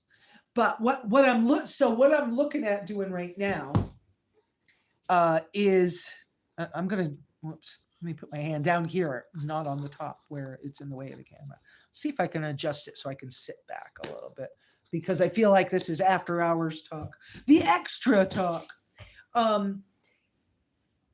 So what I'm working on for an idea is I want to leave both the driver's and the passenger side front seats in the car because I do like to take somebody with me sometimes when we go places. And who knows if I ever get a dog again? You know, Ozzy used to love to sit in the passenger seat. But anyway, so I want to keep the seats in the car. I was disappointed I had to take the rear seat out, but I tried everything and I would not have been happy with the space had I kept it. So rear seat is here, but it's in storage. Well, in storage. It's in that attic storage over the top of my outdoor shower, which is actually one of those fiberglass Sears travel boxes for the top of a car, like a Thule box for a car. But it's an old Sears one, and it's just mounted on top of the outdoor shower, and that's where it is, so that it won't get too damaged. And that's where I put some extra things, you know, that I don't use much. Anyway, so what I'm attempting or what I'm working on is building up a platform in the back of the car that's tall enough that it clears the upholstery on the folded down seat. And right now, I'm only thinking about the passenger seat. And then it will need a couple of legs up near, like, for example, up near the glove box. And it'll need a couple of support legs, like behind the seat where you would put your feet if you were the passenger in the back. It'll need a couple of supports back there. And I the plan is to like use a piano hinge and hinge it at the point where the seat the top of the seat ends, so that I hope this description works, but so that when you fold the seat back you don't have any trouble, and then you're able to unfold this piece of plywood over the seat. And then the legs either attach on or slide up in a hole or something of that nature. And then I'll probably have to have one more hinge piece that flips out one more time for your legs. And then that'll give me a whole one side. Now, if I don't know why I would need it all flat across the driver's side, because I could do that, but I can't imagine needing that. I want to keep it as level as I can behind the driver's seat, so that then I usually put my head in the back, and that way it would give me extra elbow room if, you know, I'm doing something. But then I'm going to put the little C12 Alpacool refrigerator in there. And like I said, that can either be dedicated as a freezer or as a fridge. And it's running off my 300-watt Rock Pals. It's been running a week now. Yay. So that works. So that's going in the back as well. And so because we got to clear the thickness of this seat, it's either going to be 6 or 8 inches tall. When you open the back door, you'll see the sleeping platform, and it'll either be 6 or 8 inches tall in order to clear that upholstery. And that way my upholstery doesn't get messed up, because it is the original. I could have seat covers. I don't know. I might reupholster them. I don't know. I love this car. Now that it runs better, now that the front end alignment's been done, I love this car. So But that will give me a place to tuck, for example, my lawn chair, things like that. The what I'm calling the footwells, there's two footwells in the rear behind the front seats. And it's where the passengers from the back seat would have put their feet. And of course, there's the little hump in the middle. The little hump in the middle is shorter, but I have a, oh, thank you, Sandy, because I'd forgotten your name. Um, Sandy, it's a 98 Chevy Tracker. And I don't know. I want to see if I could send you guys a picture, but I don't know if I could do that. Save, highlight, share. No, I don't dare do that yet. I bet I can do it on a. I bet when I can tether to the computer, I could probably just put a picture up there for you. Anyway, so we'll open the back door and you'll see the sleeping platform, and then my refrigerator will probably be either on top, or I'll figure out a way to have it just a little lower behind the driver's seat so that it can have a little extra shade on it as well. I'm not sure. But that's what I'm feeling like right now. And then I'll sleep over that passenger seat. But when I go to drive, I can just kind of flip the plywood toward the back, and then it'll be flat in the back, and I could put stuff on top if I need to. Um, but then the passenger seat can come back up for when I'm driving, and I drive down the road, and everybody thinks I'm just in a regular old car, which is what I like better. But there's all that storage space. So, like right now, I have a portable air compressor that's rechargeable. And another nomadic mechanic buddy had, uh, I don't know if I bought it from him or if he gave it to me. I can't remember. But he, Sandy, give me a minute and I'll give you an answer to that. Um, anyways, but because I have it as a separate portable thing, there's extra space in my engine compartment for me to put things like air compressors or a house battery or something. But, I haven't had it long enough to even think that way yet. And, but I have the portable air compressor. It works for actual tires and things like that. So, um, I will travel with it just in case there's some kind of emergency, but it's big. And, there's many of us in the world. I do now have roadside assistance. Uh, so I don't have to travel with that because I could call somebody to come fix a flat or something like that. But um, really when you go from on road to off road and stuff, you ought to air down your tires for better traction and some things of that nature. And I need to get the habit of doing it. And the piece is big. And yeah, someday I would like to have it not be an extra piece taking up space in the car. But those footwells will be big enough, for me to put my clothes in. Extra, oh, even underneath the front seat, it's my common place under the front passenger side seat to put my tent stakes, my hikers tarps, which are my awnings and things of that nature, shade awnings and stuff.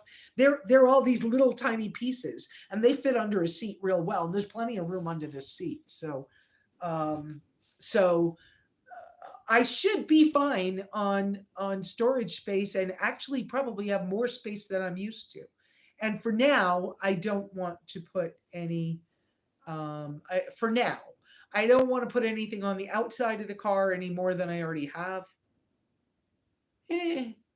And for now, I don't want to put a roof rack, a roof cargo basket on the top. It makes the car top heavy, and this car already has has a high profile, is a high profile vehicle. I don't need any extra weight on the top, where if I'm on a camber of a road. Okay, cambers in roads are the roads that are slanted, where one side of your car is up high and the other side's down low. And um And I don't want any extra weight that would make it tip over. Anyway, so uh, I do have the spare tire is on the rear door, and I did learn a little trick I found that I can't wait to try out. I think I'll hold that. But for I thought about getting a cover for the tire that has pockets in it for storage. And then I realized I don't want to put the extra weight on the back door hinges because it's a 98, and I don't want the stuff outside where somebody could take it. And they might not take it today. They might not take it until after, they might not take it until, until you go grocery shopping or something, or you go to Walmart the first time, right? And they might not, and they might not take it at all. I'm pretty well protected, but why? It's one thing to have the trash back there hanging off the spare tire, and I do have I bought the trash bag from the Instaprivy guy at Overland Expo last year, and it's not very big, but it's like a dry bag with extra clips on it so that you can hang it off of something. That's probably going on my spare tire. But you know what it's for from that company, what it's for is to put your poop bags in to get them to the dump, to the trash, from wherever you are. Anyways, I may just use it as a trash bag. I don't know, but that might go back there. All right, let's see. Sandy asked me, why did I decide to get a tracker? Okay. Every car I have had since I came back to the United States has been so freaking expensive for my budget. Horribly expensive for my budget. If I got it cheap, well, my Honda, which was a gift, that one, I fixed something and it was fixed. And I just drove that a lot. And I really didn't have much trouble with the Honda. The girl who bought it from me 2 weeks after she bought it, she totaled it. But that was a good car. That was a good car. But everything else, they were older vehicles because I couldn't afford much in the way of purchasing one. And then it was, well, you got to have tires. Well, that's $700 for 5 tires, or $800 for 5 tires, or whatever, right? And then, then there were engine problems, and then the bushings went, and then the bearings went, and then the CV joints went, and then they were just wearing out, and I couldn't afford them. So prior to this, the last car I had, I took a mechanic with me to pick out the car. We didn't get what I wanted anywhere close to what I wanted. We got what he wanted. And yes, I agreed to it in the end, but I still kick myself for that one. Wasn't the best choice I ever made. And it just cost me so much money to try to fix, and I couldn't fix it fast enough before something else would go wrong. And come to find out, the reason I put 2 sets of shocks on in less than 6 months was after I sold it, the guys told me the springs were broken. I didn't know the springs were broken. So, and the heater core went, and the windshield was broken, and it was just everything. Never could get that car to run right. And I couldn't freaking afford it. And I was doing without, and it was, I've been here on the property a year without a car.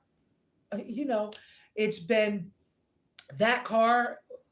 I couldn't keep it running. I couldn't afford to. I couldn't afford to maintain it. I couldn't. And so I couldn't do anything extra to it. I couldn't make it look good. Anyway, when I finally gave up on it, I should have given up on it the problem prior to when I did. because that problem prior, I called my credit union and added an extra $2,500 onto my construction loan for the studio in order to fix that car. No, the Honda that I had was a Passport, and that's the silver car in the video of Bob Wells when he interviewed me on how to live for on $250 a month, which was not the question that he asked me at that time. But that's the title of the video, and it was a Honda Passport, which technically is an Isuzu Rodeo. It was a 6-cylinder with a 5-speed manual transmission. And it was a good car. And I've heard lots of stories from mechanics that most Isuzus were, or most rodeos were bad, but most of them say I never heard of a 6-cylinder with a stick. And I was like, well, that's what I had, and it was great. And it was a gift from another nomadic friend. And because they gave me that gift, I was able to give away my van to a needy family that's here locally. And they used it without putting anything but gas in it for 2 years, and now it's in a junkyard.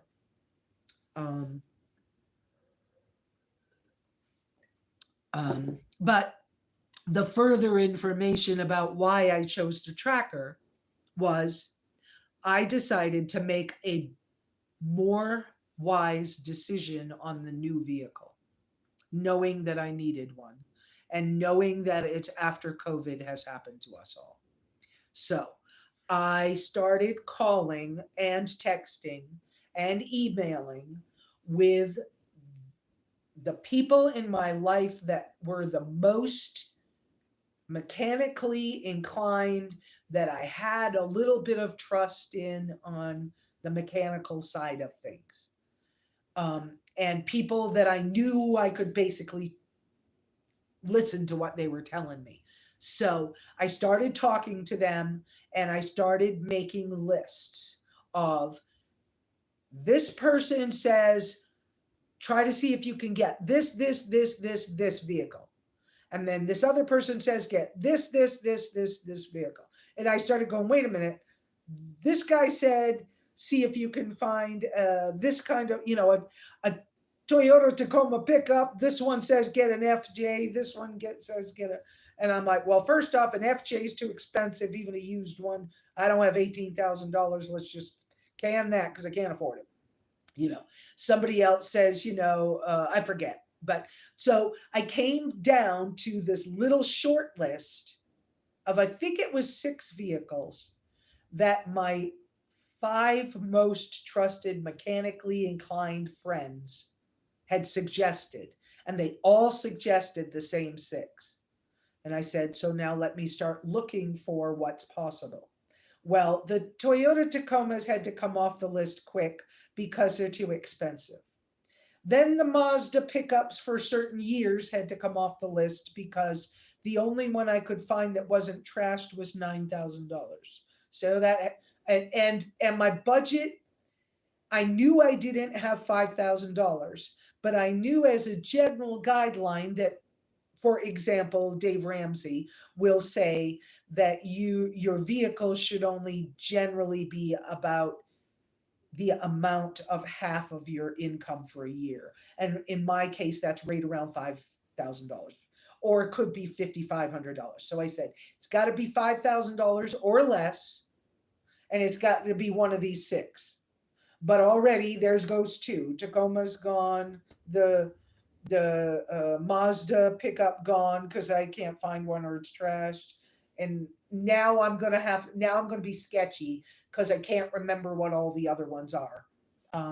But on that list, 2 of them were a tracker, whether it was a Geo or a Chevy, or a Suzuki product, which would have been a Sidekick. Well, specifically, we were talking certain year Sidekick from Suzuki, or the or an early model Vitara, but not a 6-cylinder Vitara, or a Tracker that was either a Geo or a Chevy, because they're Zuki products. And when it came down to it, they were the only ones under 5,000 I could even like start to afford. And then I started looking at, well, how much would it be if I had to replace, some big engine part? So I looked at the cost of maintenance before I bought it. So it was like, oh, even if I had to put a new transmission in it, it might be hard, but it'll be hard and it'll be over with. It's not like the Cherokee. If you change the transmission, then you better look at this and you better look at that and you better look at the other thing. So I was like, okay. And I was also looking at the fact that the Zuki products, generally people are still driving them at 500,000 miles. So yes, and I had an 87 Toyota MR2 that I would still have if it wasn't for the ex-boyfriend. Honest truth on that one. But anyways, yes, Toyota's great, but it came down to what can I afford, and can I even find one? And so I was really wondering if I was going to be without a car and having to look for alternative transportation. I actually ordered, I think I have it here somewhere. I actually ordered a catalog from an electric tricycle company in Germany, because I was concerned I wasn't going to be able to, yeah, Toyota Hardbody was on it. And man, I could kick hi Judith, I could have kicked my, my ex-husband into next week for having done something about the, we had bought a brand new one when we were together. And then he let my 8-year-old drive it into a tree. What would possess a 45-year-old man into putting an 8-year-old behind the wheel and letting him drive a truck into a tree? I don't understand. But anyways, whatever. Let me just not get off on that soapbox. But and then he like trashed the truck and like he didn't care. I don't know. I never understood. But Nissan hardbodies were good little trucks too.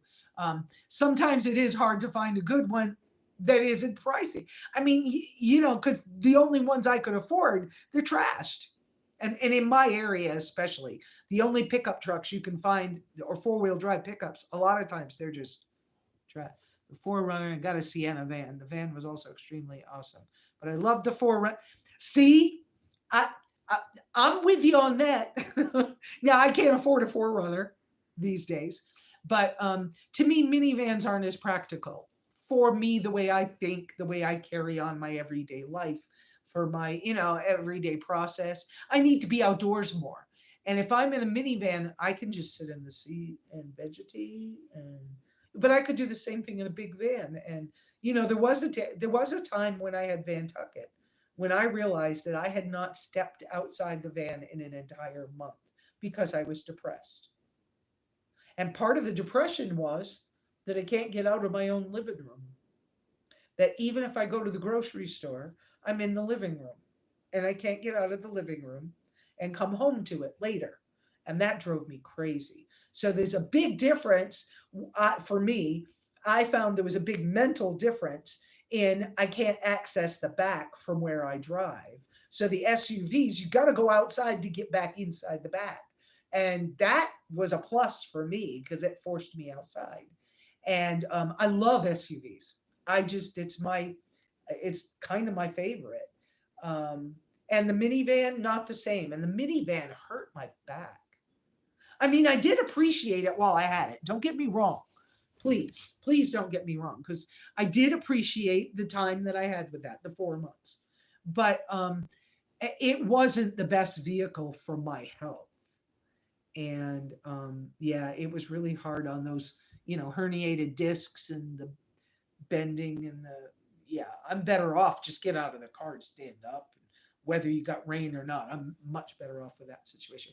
So let's see. Did I finish the Sandy? I want to make sure I finished answering you about that. So it came down to my list, and then I started hunting.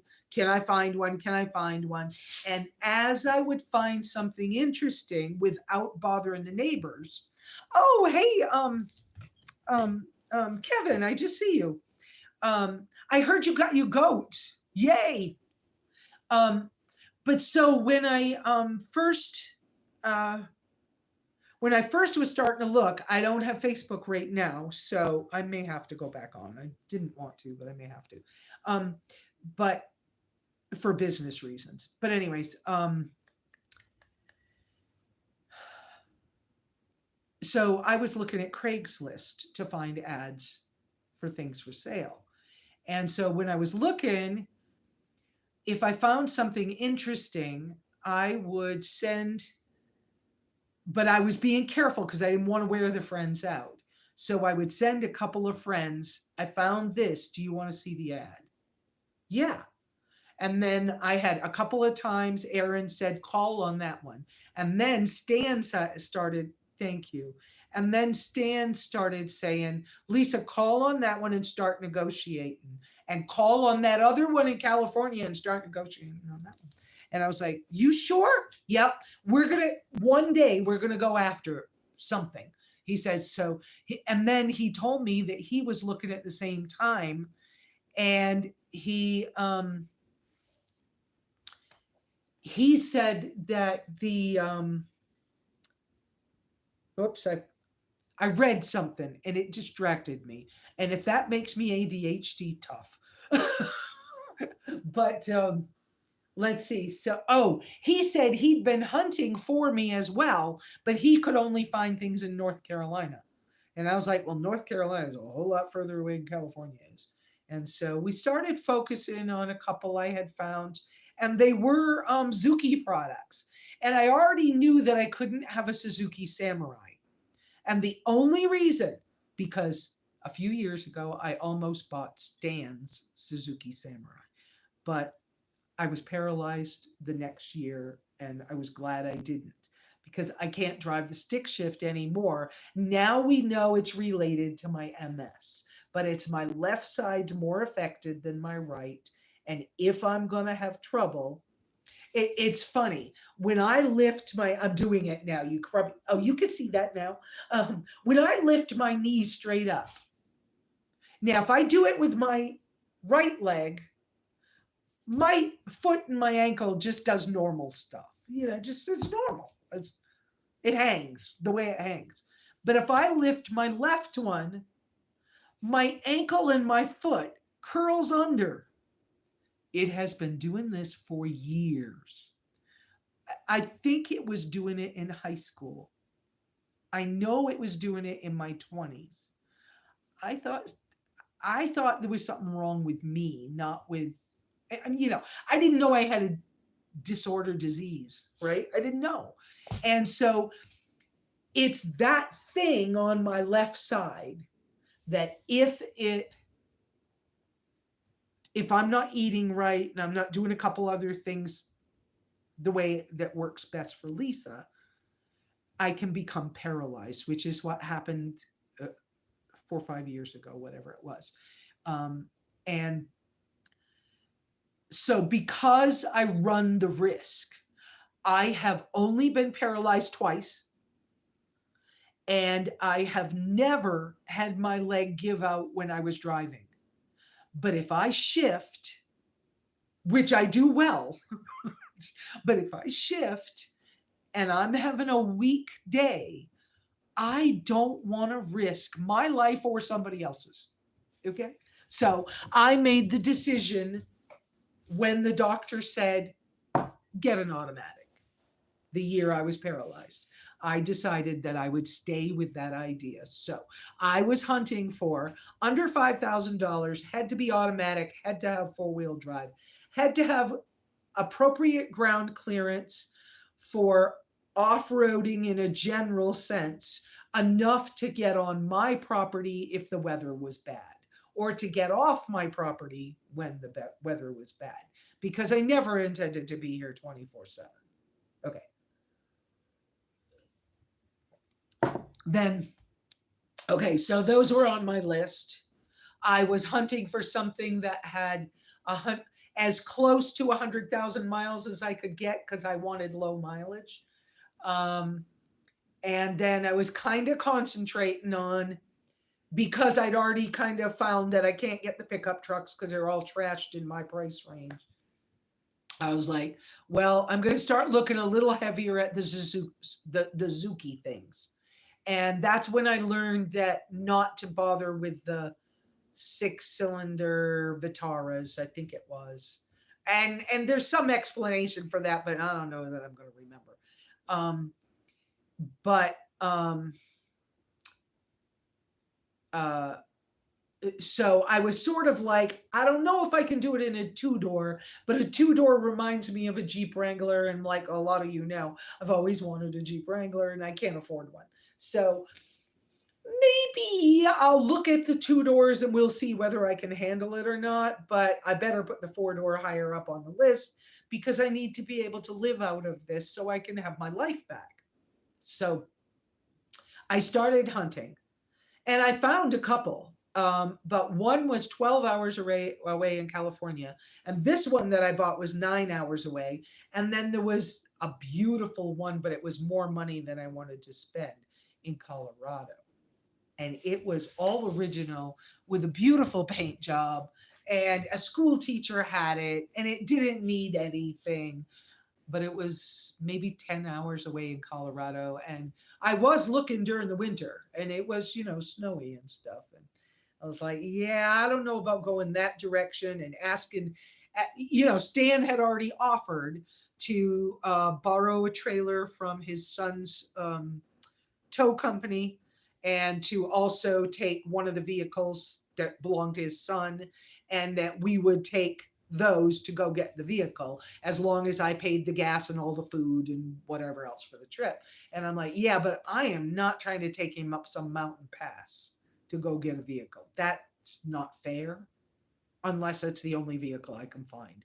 And then if there's any way to hold it till spring, I would hold it. Anyways, but these other two showed up, and over time Stan said, call him, start talking. And this one guy, the one I bought, he thought it had 100,000 miles. It had 76,000. Okay. He thought it had blah, blah, blah. He thought it had sat for a year. Maybe it sat for 3. He was crippled. He couldn't get out of his chair. He took a picture through his window of where he was sitting in his recliner with his phone. That's all I ever saw of it. And part of how I find some of these deals is I'm willing to read ads that don't have pictures. And so sometimes you get a little extra time involved and whatever. But that's how I found it. That's kind of, I hope that was long, but I hope it answered your question, Sandy. Because it was a process. It was a real process. Let me see. I'm going to go back a little bit, catch up, because I saw this. I saw AAA dumped you. Okay, wait a minute. Where did you choose? That's where I was. Did that. Yeah, you wish you had a mechanic, buddy. I hear you. AAA dump. Okay, right now I've got AAA because some nomadic family friend added me on theirs, and they thought that it came off a year ago, but it didn't. So they've left me on. And then I was able to add roadside assistance to my Geico insurance for right now. Yeah, Geico's not the cheapest, but I've been with them for so many years. Oh, I am not answering the phone right now. I will call you back later, Shane. Let's see. I was just talking about him. He heard me talking about him. All right, let me get back up here to the list. So then, okay, Honda Odyssey. No, it was a Honda Passport. Loved your Toyotas. Yeah, the 4Runner. Yeah, I hear you. And that's what happened. Yeah, that's what happened to my Honda. They totaled it too. They talked me into selling it. Toyotas are so pricey. Yep. Hi, Judith. Yeah, Toyota Siennas are supposed to be good minivans. And Nancy B has a Toyota Sienna, and she's loved hers for years. But she does have she lives different than I do out of her van. And so sold the Forerunner, got a Sienna. The van was awesome, but I love the Forerunner. Yep. Toyotas hold their value. Yep, I'm bigger on that. And yeah, and Kevin, yes, you and your Suburban. I can imagine you're getting tired of living in it because now you've got a kind of routine and responsibility you didn't used to have. Thank you. I don't know how to say your name. Is it All Fair? Ali Fair? Thank you for loving watching me. I appreciate that. Um, live more simply like me. Yeah, I hope that I'm teaching people how to be just a little more simple, or at least sharing my example, because I found that by simplifying my life and my belongings, becoming minimalistic, has really given me the freedom to choose almost anything else I want in life. And you're in nurse practitioner school. There you go. Yes, and I like Mark Hyman too, and I think I've met him before. Um, uh, yes, low mileage. I was really blessed. Totally, totally no, I'm blessed all the time. Ali Fair was my great grandmother, and I'm Allison. Oh, that's what was that's lovely.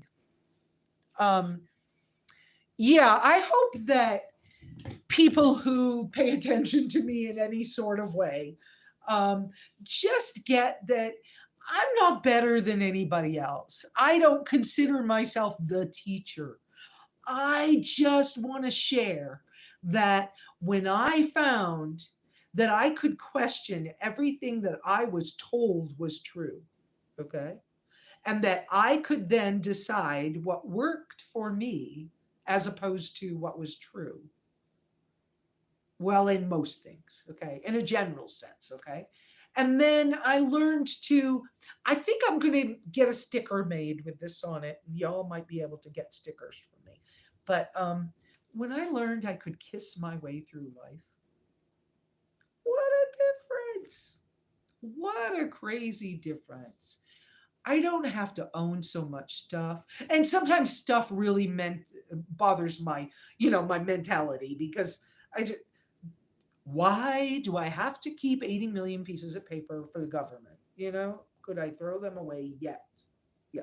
And in fact, I want to burn them as soon as I can. Okay. You get my drift. Okay.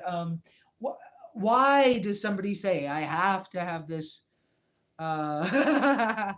Yeah.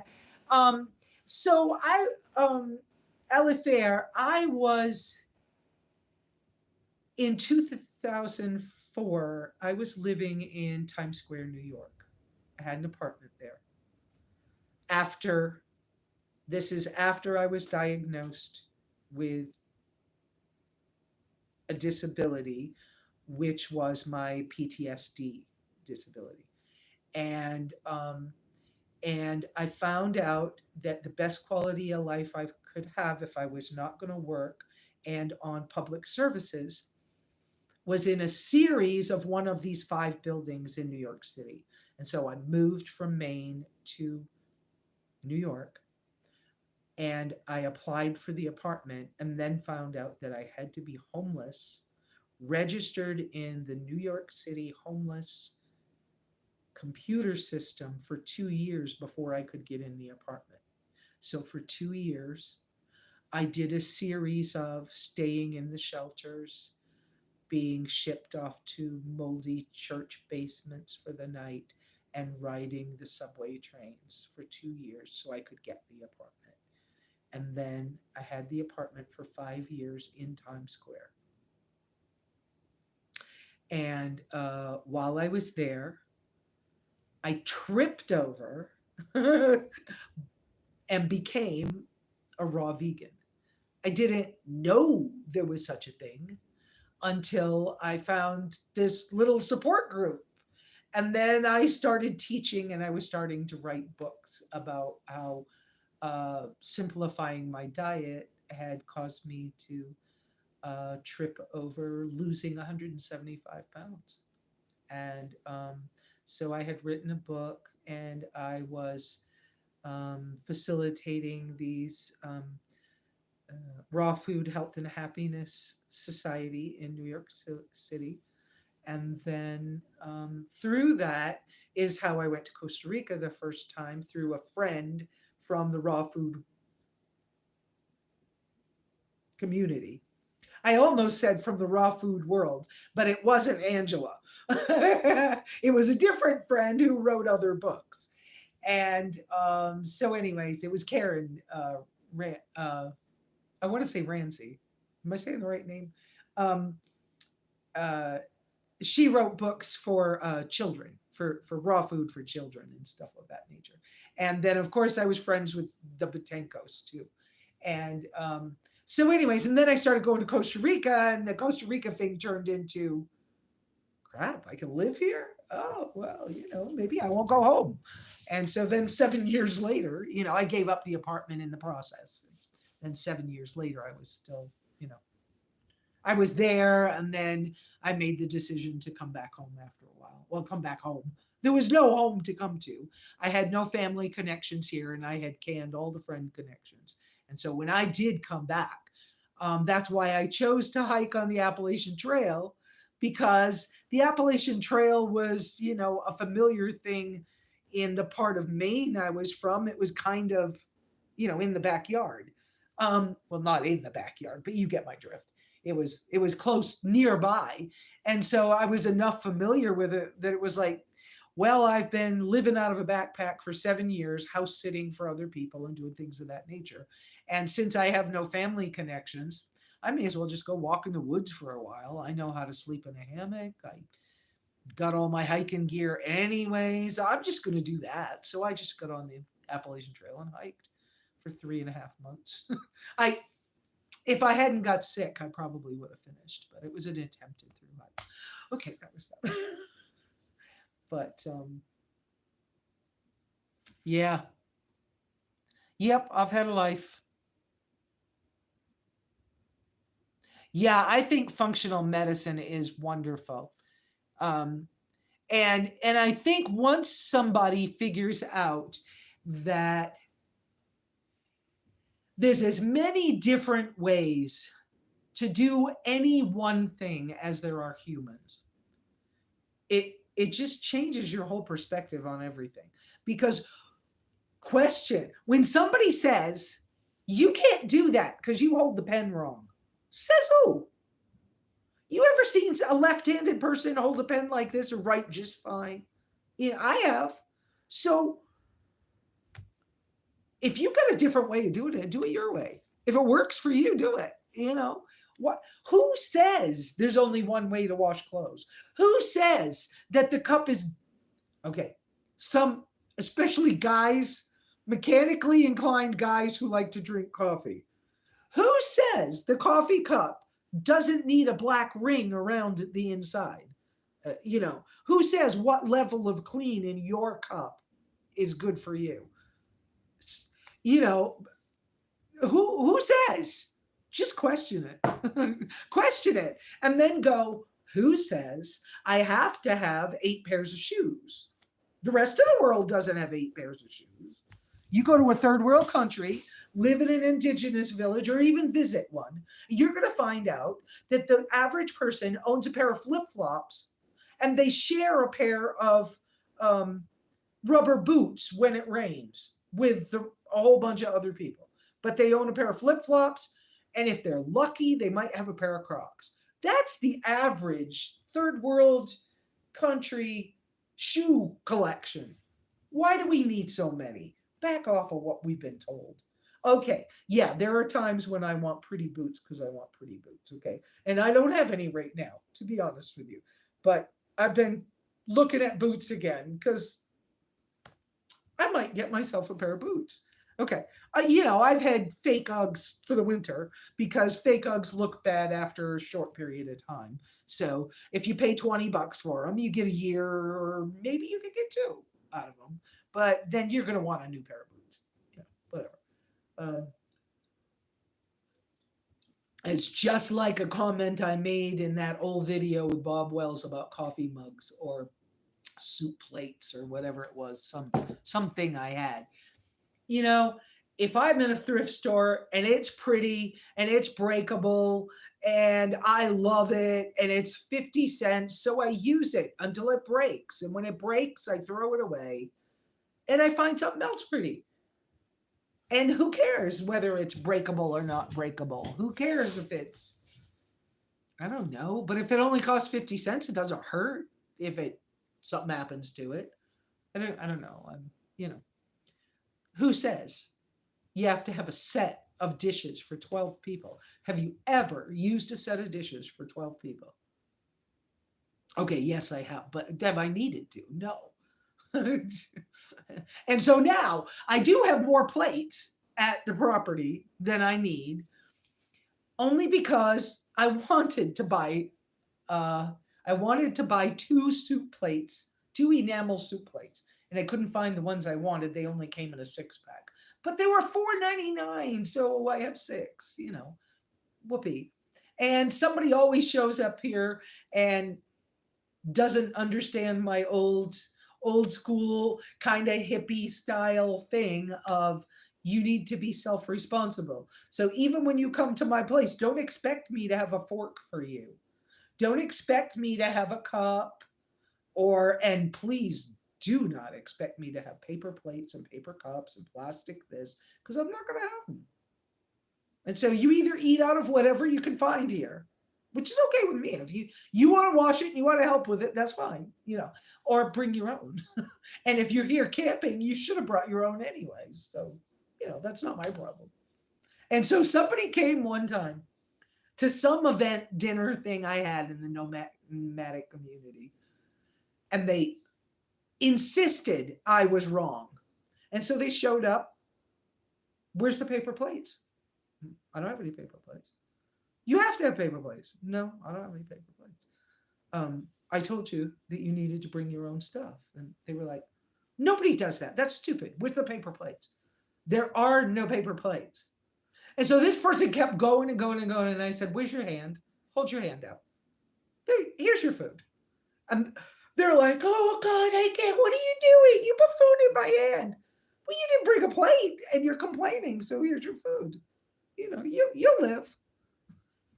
Go to some other country. They don't even have plates. Okay? Get over yourself. I'm sorry. That's really showing my true nature, isn't it? But I mean, come on. What do we need? Oh. Me personally, I wash my clothes by hands.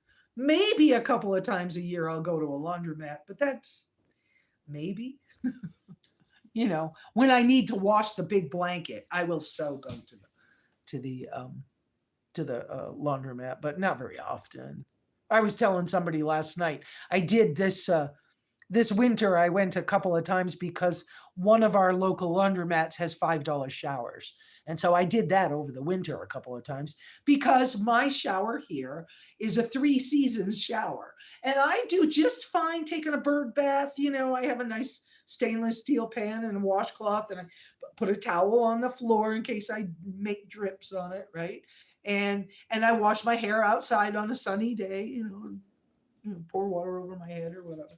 But every once in a while it's nice to have a different kind of getting clean. And so, a couple of times this winter I went, paid the $5.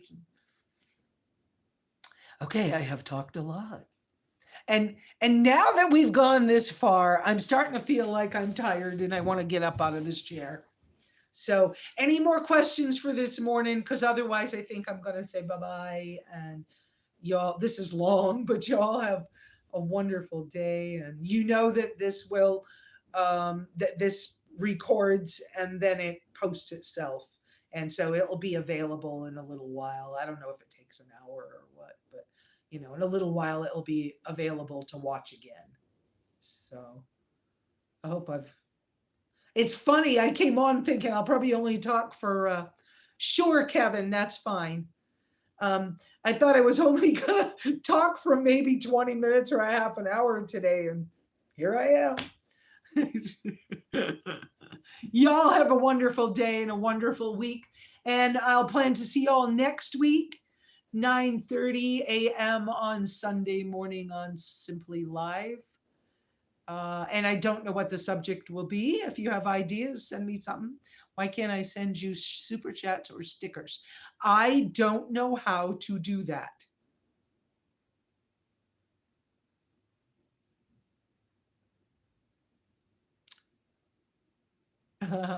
Bye-bye. I know, I don't know about the super chats and stuff.